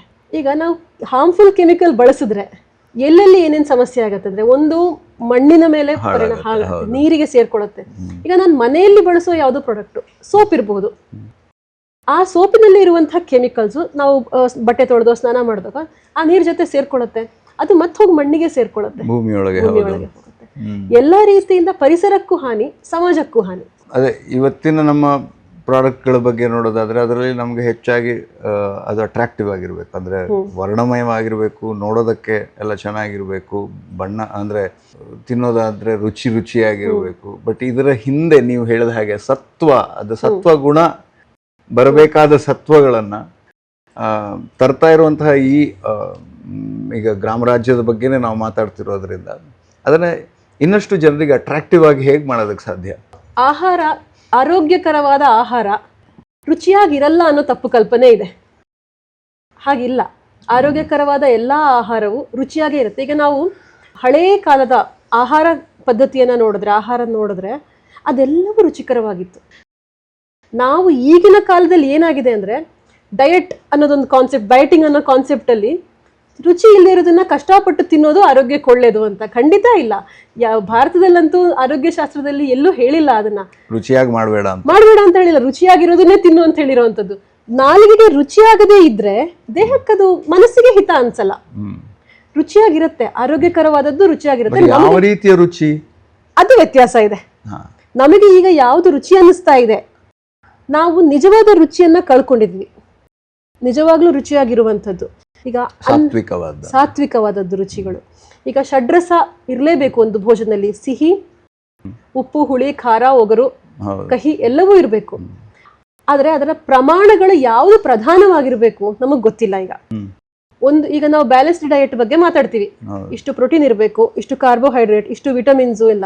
ಅದನ್ನ ಹೇಗೆ ಲೆಕ್ಕ ಮಾಡ್ತೀವಿ? ಲೆಕ್ಕ ಮಾಡಕ್ ಸಾಧ್ಯವೇ ಇಲ್ಲ. ಪ್ರತಿಯೊಬ್ರು ಮನೆಯಲ್ಲಿ ವೇಯಿಂಗ್ ಮೆಷಿನ್ ಇಟ್ಕೊಂಡ್ರು ಒಂದು ಬೇಳೆಯಲ್ಲಿ ಎಷ್ಟು ಪ್ರೋಟೀನ್ ಇದೆ, ಎಷ್ಟು ಕಾರ್ಬೋಹೈಡ್ರೇಟ್ಸ್ ಇದೆ ಹೇಗೆ ಗೊತ್ತಾಗಕ್ ಸಾಧ್ಯ ಇಲ್ಲ. ಸಾಧ್ಯ ಇಲ್ಲ. ತುಂಬಾ ಸರಳವಾದ ವಿಧಾನ ವ್ಯವಸ್ಥೆ ಆಗಬೇಕು. ನಮ್ಮ ಆಹಾರದಲ್ಲಿ ಷಡ್ರಸಗಳು ಇದ್ರಾಯ್ತು. ನಾನು ಒಂದು ಊಟ ಮಾಡ್ತೀನಿ, ಒಂದು ಕಂಪ್ಲೀಟ್ ಮೀಲ್ ಅಂದ್ರೆ ಪ್ರಧಾನವಾಗಿ ಇರ್ಬೇಕಾದ್ದು ಕಾರ್ಬೋಹೈಡ್ರೇಟ್ಸ್. ಈಗಿನ ಟ್ರೆಂಡ್ ಏನು ಅಂದ್ರೆ ಕಾರ್ಬೋಹೈಡ್ರೇಟ್ಸ್ ಕಡಿಮೆ ಮಾಡಿ, ಕಟ್ ಮಾಡಿ ಟೋಟಲಿ ಅನ್ನುವಂಥದ್ದು. ಖಂಡಿತ ಮಾಡಕ್ ಹೋಗ್ಬಾರ್ದು. ಕಾರ್ಬೋಹೈಡ್ರೇಟ್ಸ್ ಮಧುರ ರಸ ಪ್ರಧಾನವಾಗಿರುತ್ತೆ. ಫ್ಯಾಟ್ ಇರಬೇಕು. ಫ್ಯಾಟ್ಲೆಸ್ ಆಹಾರ ಒಳ್ಳೇದಲ್ವೇ ಅಲ್ಲ, ಮನುಷ್ಯನಿಗೆ ಬೇಕು. ಈಗ ಒಂದು ಬಿಲ್ಡಿಂಗ್ ಕಟ್ಟಬೇಕು ಅಂದ್ರೆ ಇಟ್ಟಿಗೆ, ಈಗಿನ ಕಾಲದಲ್ಲಿ ಸಿಮೆಂಟ್ ಬಳಸ್ತೀವಿ ಅಥವಾ ಗಾರೆ ಏನೋ ಒಂದು ಬಳಸ್ತೀವಲ್ಲ, ಅಂಥದ್ದು ಈಗ ಅದನ್ನ ಇಲ್ದೇನೆ ಬಳಸು ಅಂದ್ರೆ ಬರೀ ಇಟ್ಟಿಗೆ ಇಟ್ಕೊಂಡು ಹೋಗು ಅಂದ್ರೆ ಹೇಗೆ? ಸಾಧ್ಯ ಇಲ್ಲ. ಸೊ ನಮ್ಮ ಜೀವಕೋಶಗಳು ಆಗಿರುವಂತದ್ದು ಫ್ಯಾಟ್ ಇಂದ, ಫ್ಯಾಟ್ ಪ್ಲಸ್ ಪ್ರೋಟೀನ್. ಫ್ಯಾಟೇ ಕೊಡ್ಲಿಲ್ಲ ಅಂದ್ರೆ ಹೇಗೆ? ಫ್ಯಾಟ್ ಬೇಕೇ ಬೇಕು. ಸೊ ಈ ಬ್ಯಾಲೆನ್ಸ್ಡ್ ಡಯಟ್ ಬೇಕು ಅಂದ್ರೆ 6 ರುಚಿಗಳನ್ನು ತಗೊಂಡ್ರೆ ಆಯ್ತು. ಎಲ್ಲವೂ ಎಷ್ಟೆಷ್ಟು ಪ್ರಮಾಣದಲ್ಲಿ ಅನ್ನೋದಿದೆ. ಈಗ ಕಹಿನೇ ಜಾಸ್ತಿ, ನನಗೆ ಕಹಿ ಇಷ್ಟ, ಕೆಲವರಿಗೆ ಇರುತ್ತೆ ನಂಗೆ ಹಾಗಲಕಾಯಿ ಇಷ್ಟ, ಕಹಿ ಇಷ್ಟ ಅಂತ ಜಾಸ್ತಿ ತಿನ್ನುವಂಥದ್ದು. ಅಥವಾ ಒಳ್ಳೇದು ಕಹಿ ತಿಂದ್ರೆ ಆರೋಗ್ಯಕ್ಕೆ ಒಳ್ಳೇದು, ಸಿಹಿ ಕೆಟ್ಟದ್ದು, ಹಾಗೇನೂ ಇಲ್ಲ. ಸಿಹಿ ಅಂದ್ರೆ ಮಧುರ ರಸ ಪ್ರಧಾನ. ಸಿಹಿ ಅಂದ್ರೆ ಸಕ್ಕರೆ ಮತ್ತೆ ಮೈಸೂರು ಪಾಕ್ ಬಗ್ಗೆ ಹೇಳ್ತಾ ಇಲ್ಲ. ಮಧುರ ರಸ ಪ್ರಧಾನವಾದದ್ದು ಅಂದ್ರೆ ಅದನ್ನ ತಿಂದ ಮೇಲೆ ನಮಗೆ ಬಾಯಲ್ಲಿ ಒಂಥರ ಸ್ವೀಟ್ನೆಸ್ ಫೀಲ್ ಆಗಬೇಕು. ಸಕ್ಕರೆ ತರ ಸಿಹಿ ಅಲ್ಲ, ಸಡನ್ ಶೂಟಪ್ ಆಗುವಂತ ಸಿಹಿ ಅಲ್ಲ. ಅಕ್ಕಿಯಲ್ಲಿದೆ ಆ ಮಧುರ ರಸ, ಹಾಲಿನಲ್ಲಿದೆ, ಮತ್ತೆ ಹಣ್ಣುಗಳಲ್ಲಿರುತ್ತೆ, ತುಪ್ಪದಲ್ಲಿದೆ. ಇದೆಲ್ಲವೂ ಇದ್ರೆ ಬ್ಯಾಲೆನ್ಸ್ಡ್ ಡಯಟ್ ಸಿಗತ್ತೆ ನಮಗೆ. ಆದ್ರೆ ಈಗ ಕೆಲವರ ಡಯಟ್ ಅಲ್ಲಿ ಅದನ್ನ ಬಳಸಲೇಬಾರದು ಅಂತ ಹೇಳ್ತಾರೆ. ಅಕ್ಕಿ ತಿನ್ಬೇಡಿ ಅಂದ್ರೆ ಗೋಧಿಗೆ ಹೋಗಿ ನಿಮ್ಗೆ ಶುಗರ್ ಇದೆ ಅಥವಾ ಶುಗರ್ನ ಆ ಥರದಲ್ಲಿ, ಅಂಥದ್ದಕ್ಕೆ ನಿಮ್ಮ ಉತ್ತರ ನ್ಯಾಚುರೋಪತಿಯ? ಸಿಂಪಲ್ ಒಂದು ನೀವೀಗ ಉದಾಹರಣೆ ಅಕ್ಕಿಯಿಂದ ಗೋಧಿಗೆ ಹೋಗಿ ಅಂತ ಹೇಳಿದ್ದಕ್ಕೆ, ಡಯಾಬಿಟಿಸ್ ಇದ್ದವರು ಅನ್ನ ಊಟ ಮಾಡಬೇಡಿ, ಇವಾಗಿನ ಟ್ರೆಂಡ್ ಚಪಾತಿ ತಿನ್ನಿ, ಮಿಲೆಟ್ಸ್ ತಿನ್ನಿ ಡಯಾಬಿಟಿಸ್ ಇದ್ದವರು ಅಂತ. ಅನ್ನ ಮುಟ್ಲೇಬೇಡಿ ಅಂತ. ಚಪಾತಿ ತಿಂದು ಡಯಾಬಿಟಿಸ್ ರಿವರ್ಸ್ ಆದವ್ರು ಎಷ್ಟು ಜನ ಇದ್ದಾರೆ? ಇನ್ಸುಲಿನ್ ಲೆವೆಲ್ ಕಡಿಮೆ ಆದವ್ರು ಎಷ್ಟು ಜನ ಇದ್ದಾರೆ? ಅದು ಜಾಸ್ತಿ ಆಗ್ತಾನೆ ಇದೆ. ಅದರ ಅರ್ಥ ಅನ್ನ ಬಿಟ್ಟು ಚಪಾತಿಗೆ ಹೋದ ತಕ್ಷಣ ಡಯಾಬಿಟಿಸ್ ರಿವರ್ಸಲ್ ಆಗೋದಿಲ್ಲ. ಕಾರಣ ಬೇರೆ ಇದೆ. ಸೊ ಅಕ್ಕಿಯನ್ನ ಈವನ್ ಡಯಾಬಿಟಿಸ್ ಇದ್ದವರು ಟೋಟಲಿ ಬಿಡುವಂತ ಅವಶ್ಯಕತೆಯೇ ಇಲ್ಲ. ಇನ್ನು ಈ ತರ ಅಕ್ಕಿ ಬೇಡ ಅನ್ನುವಂಥದ್ದು ಒಂದು ದೊಡ್ಡ ಮಿತ್, ಮಾಡರ್ನ್ ಮಿತ್ ಅದು. ಈಗ ನಾವು ದಕ್ಷಿಣ ಭಾರತದವರು ಪ್ರೂವ್ ಮಾಡೋದು ಹೇಗೆ? ಸಂಶೋಧನೆಗಳು ಇದೆ. ಇನ್ನೊಂದು ಸ್ವತಃ ಪ್ರಾಕ್ಟೀಸ್ ಮಾಡಿದ್ರೆ ಗೊತ್ತಾಗತ್ತೆ. ಅಕ್ಕಿ ತಿನ್ನೋದ್ರಿಂದ ಆರೋಗ್ಯ ಹಾಳಾಗೋದಿಲ್ಲ, ಅಕ್ಕಿಯಿಂದ ಆರೋಗ್ಯ ಹಾಳಾಗೋದಿಲ್ಲ. ಆದ್ರೆ ನಾವು ಅಕ್ಕಿಯನ್ನ ತಿನ್ನುವ ವಿಧಾನ ಹೇಗೆ, ಯಾವಾಗ ತಿಂತೀವಿ, ಯಾವ್ದ್ರ ಜೊತೆಗೆ ತಿಂತೀವಿ, ಯಾವ ರೀತಿ ತಿಂತೀವಿ. ಈಗ ಅಕ್ಕಿ ಅಂದ್ರೆ ಹೈಲಿ ಪಾಲಿಶ್ಡ್ ಅಕ್ಕಿ ತಿಂದ್ರೆ ಅದ್ರಲ್ಲಿ ಏನು ಇರಲ್ಲ, ಫೈಬರ್ ಹೊರಗಡೆದೆಲ್ಲ ಹೋಗಿರುತ್ತೆ. ಅದೇ ನಾವು ಕಮ್ಮಿ ಪಾಲಿಶ್ ಆಗಿರುವಂಥದ್ದು ಅಥವಾ ಪಾಲಿಶ್ ಮಾಡದೇ ಇರೋ ಅಕ್ಕಿ ತಿಂದ್ರೆ ಅದ್ರಲ್ಲಿ ಫೈಬರ್ಸ್ ಇದ್ದೇ ಇರುತ್ತೆ. ಇವಾಗ ಏನು ಮಾಡ್ತಾರೆ ಅಂದ್ರೆ, ಸಾಮಾನ್ಯ ಊಟ ಮಾಡಿ ಫೈಬರ್ನ ಸೆಪರೇಟ್ ಆಗಿ ತಗೊಳ್ಳಿ. ಅದಕ್ಕೆ ಪ್ರಾಡಕ್ಟ್ಸ್ ಇದೆ ಫೈಬರ್ ಕಂಟೆಂಟ್ ತಿನ್ನೋದಕ್ಕೆ. ಯಾಕೆ ಅನ್ಪಾಲಿಶ್ಡ್ ಅಕ್ಕಿ ತಿಂದರೆ ಸಾಕಲ್ಲ, ಅದಕ್ಕೆ ಬೇಕಾದಷ್ಟು ಫೈಬರ್ ಅಲ್ಲಿ ಸಿಗುತ್ತೆ ನಮಗೆ. ಮತ್ತು ಅತಿಯಾದ ಫೈಬರ್ ಕೂಡ ಆರೋಗ್ಯಕ್ಕೆ ಹಾನಿಕರ. ಇನ್ನೊಂದು ಮಿಲೆಟ್ಸು ಯಾರಿಗೆ ಒಳ್ಳೆಯದು? ಕೆಲವರಿಗೆ ಮಾತ್ರ ಒಳ್ಳೆಯದು, ಅದು ಕೂಡ ನಿಯಮಿತ ರೀತಿಯಲ್ಲಿ ತಿಂದರೆ ಮಾತ್ರ. ಉದಾಹರಣೆಗೆ ರಾಗಿ ಒಂದು ಮಿಲೆಟ್. ಈ ಮಂಡ್ಯ, ಮೈಸೂರು, ಬೆಂಗಳೂರು ಈ ಭಾಗದಲ್ಲಿ ರಾಗಿ ಮುದ್ದೆ ಸ್ಟೇಪಲ್ ಫುಡ್, ಅದರ ಪ್ರಧಾನ ಆಹಾರವಾಗಿ ತಗೋತಾರೆ. ಅಲ್ಲಿ ಸಹಜವಾಗಿ ಅವರು ಅದನ್ನು ಬಳಸ್ತಾ ಇದ್ದಾರೆ. ಅವರು ತಲೆತಲಾಂತರದಿಂದ ಬಳಸ್ತಾ ಇದ್ದಾರೆ. ಉದಾಹರಣೆಗೆ ಉತ್ತರ ಕರ್ನಾಟಕದಲ್ಲಿ ಜೋಳದ ರೊಟ್ಟಿ ಸೇವನೆ ಮಾಡ್ತಾರೆ. ಅದೇ ನಾನು ನೀವು ದಿನಾ ಜೋಳದ ರೊಟ್ಟಿ ತಿಂದ್ರೆ ಏನಾಗುತ್ತೆ? ಸಾಧ್ಯವೇ ಇಲ್ಲ. ನಮಗೆ ಅನ್ನ ಊಟ ಮಾಡಿ ಬೆಳೆದವರು. ಹೌದು, ನಮಗೆ ಅನ್ನವೇ ಮುಖ್ಯ. ಒಂದೊಂದು ದಿನ ಜೋಳದ ರೊಟ್ಟಿ ರಾಗಿ ಮುದ್ದೆ ತಿನ್ನೋಣ, ಆರೋಗ್ಯಕ್ಕೆ ಒಳ್ಳೇದು. ಪಕ್ಕದ ಮನೆಯವ್ರು ಹೇಳ್ತಾರೆ, ಅವರು ತಿಂತಾರೆ, ನಾನು ತಿಂತೀನಿ. ಇಲ್ಲ, ನಾವು ಮಾಡ್ತಿರೋ ಅದೇ ತಪ್ಪು. ನಾವು ಐ ಥಿಂಕ್ ಇವತ್ತಿನ ಆರೋಗ್ಯ ವ್ಯವಸ್ಥೆ ಕೂಡ ಅಂದ್ರೆ ಈಗ ಮಾಡರ್ನ್ ಮೆಡಿಕಲ್ ಈಗ ಸಿಸ್ಟಮ್ ಮೆಡಿಸಿನ್ ಸಿಸ್ಟಮ್ ಅದು ಕೂಡ ಹೆಚ್ಚು ಅದೇ ಆಧಾರದಲ್ಲೇನೆ ಇರೋದು ಅಂತ ನನ್ಗನ್ಸೋದು. ಯಾಕಂದ್ರೆ ಈಗ ನನ್ನ ದೇಹ ಪ್ರಕೃತಿಗೂ ನಿಮ್ಮ ದೇಹ ಪ್ರಕೃತಿಗೂ ವ್ಯತ್ಯಾಸ ನೋಡ್ದೇನೆ ಇಬ್ಬರಿಗೂ ಒಂದೇ ರೀತಿಯ ಔಷಧಿಗಳನ್ನ ಮಾಡೋದು. ಏನಾಗ್ತಿದೆ ಅಂದ್ರೆ ಒಂದು ಸಂಶೋಧನೆ ನಡೆಯುತ್ತೆ. ಉದಾಹರಣೆಗೆ ಒಂದು ಮಿಲೆಟ್ ಅನ್ನ ಹಿಡ್ಕೊಂಡು ಒಂದು ಸಂಶೋಧನೆ ನಡೆಯುತ್ತೆ. ಅದರಲ್ಲಿ ಯಾವುದೋ ಒಂದು ನ್ಯೂಟ್ರಿಯೆಂಟ್ ನ ಮಾತ್ರ ತಗೊಂಡು ಆ ನ್ಯೂಟ್ರಿಯೆಂಟ್ ಯಾವುದೋ ಒಂದು ಸಮಸ್ಯೆಯನ್ನ ಗುಣಪಡಿಸಕ್ಕೆ ಒಳ್ಳೇದು ಅನ್ನೋದನ್ನ ಹಿಡ್ಕೊಂಡು ಮಾಡ್ತಾರೆ. ಆದ್ರೆ ಆ ಪ್ರಾಡಕ್ಟಿನಲ್ಲಿ, ಆ ಧಾನ್ಯದಲ್ಲೋ ಏನೋ ಆಹಾರ ದ್ರವ್ಯದಲ್ಲಿ ಅದೊಂದೇ ಅಂಶ ಮಾತ್ರ ಇರೋದಿಲ್ವಲ್ಲ, ಇನ್ನು ಹಲವಾರು ಅಂಶಗಳು ಇದ್ದೇ ಇರುತ್ತೆ. ಅದೆಲ್ಲವೂ ದೇಹದ ಮೇಲೆ ಪರಿಣಾಮ ಬೀರತ್ತೆ. ನಾವು ಒಂದು ಸಂಶೋಧನೆಯನ್ನ ಹಿಡ್ಕೊಂಡು, ಈಗ ನಾನು ನೋಡ್ತಾ ಇರ್ತೀನಿ, ಕಾಫಿ ಬಗ್ಗೆ ಸಂಶೋಧನೆ ಬಂತು, ಕಾಫಿ ಕುಡಿದ್ರೆ ಹೃದಯಾಘಾತ ಆಗೋದಿಲ್ಲ. ಹಾಗಂತ ನಾವು ಕಾಫಿನೇ ಕುಡಿತಾ ಇದ್ರೆ ಎಷ್ಟು ಆರೋಗ್ಯ ಸಮಸ್ಯೆಗಳು ಬರುತ್ತೆ. ಹೃದಯಾಘಾತ ಆಗತ್ತೋ ಇಲ್ಲವೋ ಹೇಳಕ್ಕಾಗಲ್ಲ, ಬೇರೆ ಫ್ಯಾಕ್ಟರ್ಸ್ ಇದೆ ಹೃದಯಾಘಾತಕ್ಕೆ. ಹೌದು, ಕಾಫಿ ಕುಡಿಯೋವರಿಗೂ ಕುಡಿಯೋದೇ ಇರೋವರಿಗೂ ಹಾರ್ಟ್ ಅಟ್ಯಾಕ್ ಆಗಿರೋದನ್ನ ನಾವು ಸ್ಟಡಿ ಮಾಡಿದ್ರು ಕೂಡ ಬೇರೆ ಫ್ಯಾಕ್ಟರ್ಸ್ ಇದೆ. ಅವ್ರ ಜೀವನದಲ್ಲಿ ಬರೀ ಕಾಫಿ ಅಷ್ಟೇ ಕುಡಿದಿರೋದಿಲ್ವಲ್ಲ, ಅವರಿಗೆ ಮಾನಸಿಕ ಒತ್ತಡ ಇರ್ಬೋದು, ಅವರ ಆಹಾರದಲ್ಲಿ ಬೇರೆ ಇರ್ಬೋದು. ಸೊ ಬರೀ ಒಂದು ಅಂಶವನ್ನ ಇಟ್ಟುಕೊಂಡು ನಡೆಯುವಂತ ಸಂಶೋಧನೆಯ ಆಧಾರದಲ್ಲಿ ಇದು ಒಳ್ಳೇದು ಇದು ಕೆಟ್ಟದ್ದು ಹೇಳೋಕ್ಕಾಗೋದಿಲ್ಲ. ಇನ್ನೊಂದು, ಈ ಸಂಶೋಧನೆಗಳು ಹೆಚ್ಚು ಎಲ್ಲಿ ನಡೀತಾ ಇದೆ? ಭಾರತದ ಪಾಪ್ಯುಲೇಷನ್ ಮೇಲೆ ನಡೀತಾ ಇದೆಯಾ? ಅದು ನಡೀತಿರೋದು ಯುರೋಪಲ್ಲಿ ನಡೀತಿರತ್ತೆ, ಅಮೆರಿಕದಲ್ಲಿ ನಡೀತಿರತ್ತೆ. ಆ ವ್ಯಕ್ತಿಗಳ ಜೀವನ ಕ್ರಮ ಬೇರೆ, ಅವರ ಎಥ್ನಿಸಿಟಿ ಬೇರೆ, ಆಹಾರ ಕ್ರಮ ಬೇರೆ. ಅವರ ಮೇಲೆ ನಡೆದ ಸಂಶೋಧನೆಯನ್ನ, ವಾತಾವರಣವೇ ಬೇರೆ. ಯುರೋಪಲ್ಲಿ ಚಳಿ ಇರತ್ತೆ, ಅಲ್ಲಿ ನಡೆದ ಸಂಶೋಧನೆಯ ರಿಸಲ್ಟ್ ಇಟ್ಕೊಂಡು ದಕ್ಷಿಣ ಭಾರತದವರು ಮಾಡಬೇಕು ಅಂತ ಅಂದ್ರೆ ನಮಗ್ ಸೆಕೆ ಜಾಸ್ತಿ, ಇಲ್ಲಿ ಬಿಸಿಲು ಪ್ರದೇಶ, ನಮ್ಮ ವಾತಾವರಣ ಬೇರೆ. ನಿಜ. ಅದಕ್ಕೆ ನಾನು ಇದು ಹೇಳ್ತಾ ಇರ್ತೀನಿ, ಆದಷ್ಟು ನಾನು ಚಪ್ಪಲಲ್ಲೇ ಹೋಗೋದು. ನಮ್ಮ ಇದಕ್ಕೆ ವೆದರಿಗೆ ಆ ಶೂವಿನ ಅಗತ್ಯವೇ ಇಲ್ಲ. ಸೊ ಹೀಗೆ ನಾವು ಬ್ಲೈಂಡ್ ಆಗಿ ಎಷ್ಟು ದಿನ ಅಂತ ಈ ತರದನ್ನ ಫಾಲೋ ಮಾಡ್ಕೊಂಡು ಹೋದ್ರೆ ಹೇಗಾಗುತ್ತೆ? ಎಲ್ಲಾ ವಿಚಾರದಲ್ಲೂ ಮಾಡ್ತಾ ಇದೀವಿ. ಇದಕ್ಕೆ ನಾವು ಕೊಲೋನಿಯಲ್ ಮೈಂಡ್ ಸೆಟ್ ಅಂತ ಕೂಡ ಹೇಳ್ತೀವಿ. ಏನು ಯುರೋಪಿಯನ್ಸ್ ಮಾಡ್ತಾರೆ ಅದು ಆ ಕಾಲದಿಂದ ಬಂದಿದ್ದು. ಬ್ರಿಟಿಷರ್ ಇದ್ದಾಗ ಆ ಮೈಂಡ್ ಸೆಟ್ ಇತ್ತು, ಅದನ್ನ ಅವರು ನಮ್ಮಲ್ಲಿ ಬಿತ್ತಿದ್ರು. ನಾವು ಮಾಡ್ತಿರೋದು ವೈಟ್ಸ್ ಆರ್ ಗ್ರೇಟ್ ಅನ್ನೋಂಥದ್ದು ಬಿತ್ತಿದ್ರು ನಮ್ಮಲ್ಲಿ. ನಾವ್ ಇವತ್ತಿಗೂ ಅದರಲ್ಲೇ ಇದೀವಿ. ಇವತ್ತಿಗೂ ನಮಗೆ ಯುರೋಪಿಂದೋ US ಅದೋ ಯಾವುದೋ ಒಂದು ಯೂನಿವರ್ಸಿಟಿಯಲ್ಲಿ ಒಂದು ಸಂಶೋಧನೆ ಆಯ್ತು ಅಂದ್ರೆ ಅವ್ರು ಹೇಳಿದ್ರೆ ಪಕ್ಕ ಗ್ಯಾರಂಟಿ. ನಮ್ಮ ಚಿತ್ತ ಬಿತ್ತಿಯಲ್ಲಿ ಬಿತ್ತಿದ್ದು ಇವಾಗ ಹೆಮ್ಮರವಾಗಿ ಬೆಳೆದಿದೆ. ಯಾರು ಹೇಳಿದ್ದು ಅಂತ ನೆನಪಿಲ್ಲ, ಬಟ್ ಯಾರೋ ಬ್ರಿಟಿಷ್ ಹೇಳಿರೋವಂಥದ್ದು.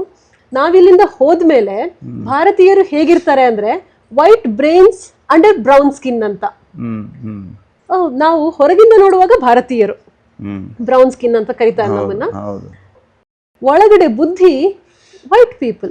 ಹೇಗೆ ಅಂದ್ರೆ ಭಾರತೀಯವಾದದ್ದು ಎಲ್ಲವೂ ತಪ್ಪು, ಎಲ್ಲವೂ ಅನಾರೋಗ್ಯಕರ, ಅನಾಗರಿಕ ಇಂತ ತುಂಬಿಬಿಟ್ಟಿದ್ದಾರೆ. ನಮ್ಮಲ್ಲೂ ಅದು ಇದೆ, ಅದು ನೋಡ್ತಾ ಇದೀವಿ, ನಾವು ಕಾಣ್ತಾ ಇದೀವಿ ನಮ್ಮ ಸಮಾಜದಲ್ಲಿ. ನಾನು ತುಂಬಾ ನೋಡ್ತೀನಿ. ನಾನು ಹೋಗಿ ಯಾವುದೋ ಒಂದು ಆಚರಣೆ, ಆಹಾರಕ್ಕೆ ಸಂಬಂಧಪಟ್ಟದ್ದು ಏನೇ ವಿಚಾರ ಹೇಳಿದ್ರು, ಇಲ್ಲ ರಿಸರ್ಚ್ ಹಿಂಗ್ ಹೇಳುತ್ತೆ, ಅಲ್ಲಿ ರಿಸರ್ಚ್ ಮಾಡಿದ್ದಾರೆ ಡಾಕ್ಟರ್ಸ್, ಅಲ್ಲಿ ಡಾಕ್ಟರ್ಸ್ ಹಿಂಗ್ ಹೇಳಿದ್ದಾರೆ.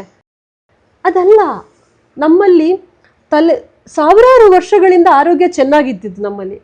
ಕಳೆದ 2-3 ತಲೆಮಾರಲ್ಲಿ ಆರೋಗ್ಯ ಹಾಳಾಗಿದೆ. ಯಾಕೆ? ನಮ್ಮ ಪೂರ್ವಜರೆಲ್ಲ ಅಕ್ಕಿ ತಿಂದೇ ಬೆಳೆದವರು. ನಮ್ಮ ಪೂರ್ವಜರು ಅಕ್ಕಿ ತಿಂದು ಯಾವುದೇ ರೋಗ ಬರದೇ ಇದ್ರು, ನಮಗ್ ಬರ್ತಾ ಇದೆ. ಒಂದು ಇನ್ಸಿಡೆಂಟ್ ಹೇಳ್ತೀನಿ. ನಮ್ಗೊಬ್ರು ಪೇಷಂಟ್ ಬಂದಿದ್ರು, ಹಾಸನನೋ ಮಂಡ್ಯ ಕಡೆಯವರು ಯಾರು, ಅವರು ರಾಗಿ ಮುದ್ದೆ ಅವರ ಸ್ಟೇಪಲ್ ಫುಡ್, ಪ್ರಧಾನ ಆಹಾರ. ಅವರು IT ಕಂಪನಿಯಲ್ಲಿ ಕೆಲಸ ಮಾಡ್ತಿದ್ದಾರೆ. ದಿನಕ್ಕೆ 12 ತಾಸು ಕಂಪ್ಯೂಟರ್ ಮುಂದೆ ಕೂತ್ಕೊಂಡು ಕೆಲಸ ಮಾಡುವಂಥವ್ರು. ಅವ್ರು ಬಂದು ಹೇಳಿದ್ರು, ನಮ್ಮ ತಾತ ಏನು ಆಹಾರ ತಿಂತಾ ಇದ್ದ, ನಾನು ಅದನ್ನೇ ತಿನ್ನೋದು.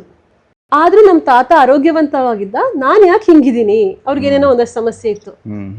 ತಾತ ತಿನ್ನೋ ಆಹಾರನೇ ತಿಂತೀರಾ, ತಾತ ತಿನ್ನೋಷ್ಟು ಪ್ರಮಾಣದಲ್ಲಿ ತಿಂತೀರಾ, ತಾತ ಗದ್ದೆಗೆ ಹೋಗಿ ದುಡಿತಾ ಇದ್ರು, ನೀವು ಕಂಪ್ಯೂಟರ್ ಮುಂದೆ ಕೂತ್ಕೋತೀರಾ. ಎಕ್ಸಾಕ್ಟ್ಲಿ.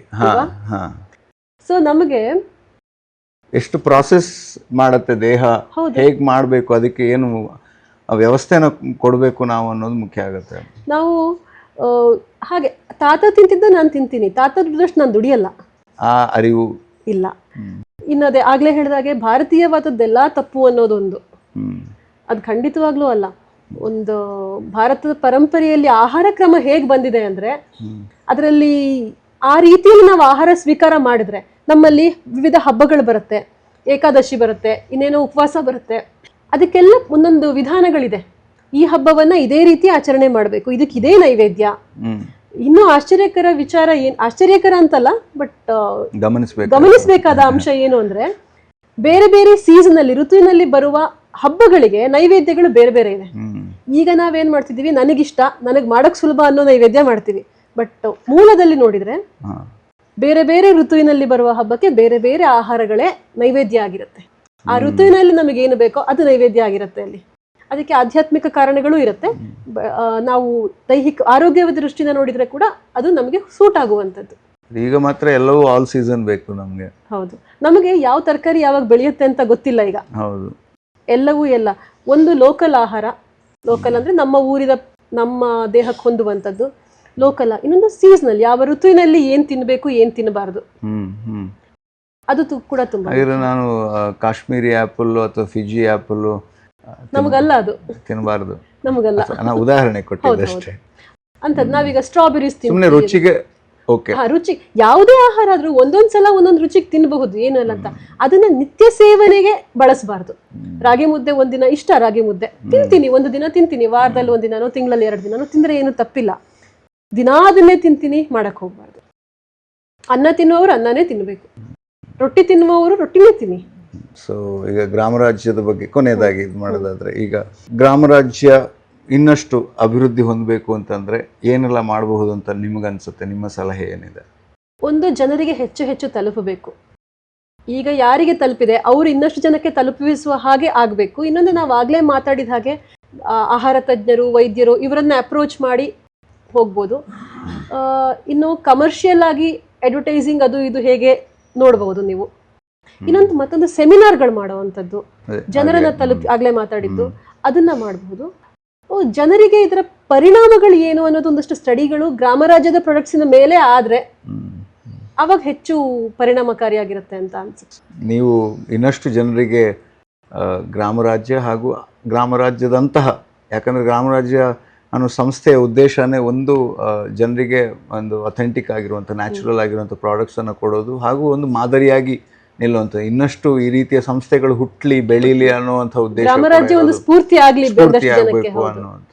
ಅದಕ್ಕೆ ಪೂರಕವಾದ ವೇದಿಕೆ ಸಿದ್ಧ ಆಗಲಿ ಅಂತ ಒಂದು ಭಾವಿಸ್ತಾ, ಈ ಒಂದು 15 ವರ್ಷದ ಈ ಪ್ರಯಾಣದ ಸಂದರ್ಭದ ಈ ಕಾರ್ಯಕ್ರಮದ ಈ ಸಂಚಿಕೆಯಲ್ಲಿ ಭಾಗವಹಿಸಿದ್ದಕ್ಕೆ, ನಿಮ್ಮ ಅನಿಸಿಕೆಗಳನ್ನು ಹಾಗೂ ನೀವು ಗಮನಿಸಿದ್ದನ್ನು ತಿಳಿಸಿದ್ದಕ್ಕೆ ನಿಮಗೆ ಧನ್ಯವಾದಗಳನ್ನು ಹೇಳ್ತಾ, ಇವತ್ತಿನ ಈ ಸಂಚಿಕೆಯನ್ನು ಮುಗಿಸೋ ಹೊತ್ತು, ಮುಂದಿನ ಸಂಚಿಕೆಯಲ್ಲಿ ಮತ್ತೊಬ್ಬ ಸಂಪನ್ಮೂಲ ವ್ಯಕ್ತಿಯ ಜೊತೆ ನಾವು ವಿಷಮುಕ್ತ ಅಡುಗೆ ಮನೆಯನ್ನು ಮಾಡುವತ್ತ ಒಂದು ಹೆಜ್ಜೆಯನ್ನು ಇಡೋಣ ಅಂತ ಹೇಳ್ತಾ ಈ ಸಂಚಿಕೆಯನ್ನು ಇಲ್ಲೇ ಮುಗಿಸ್ತಾ ಇದ್ದೀವಿ. ನಮಸ್ಕಾರ, ಧನ್ಯವಾದ.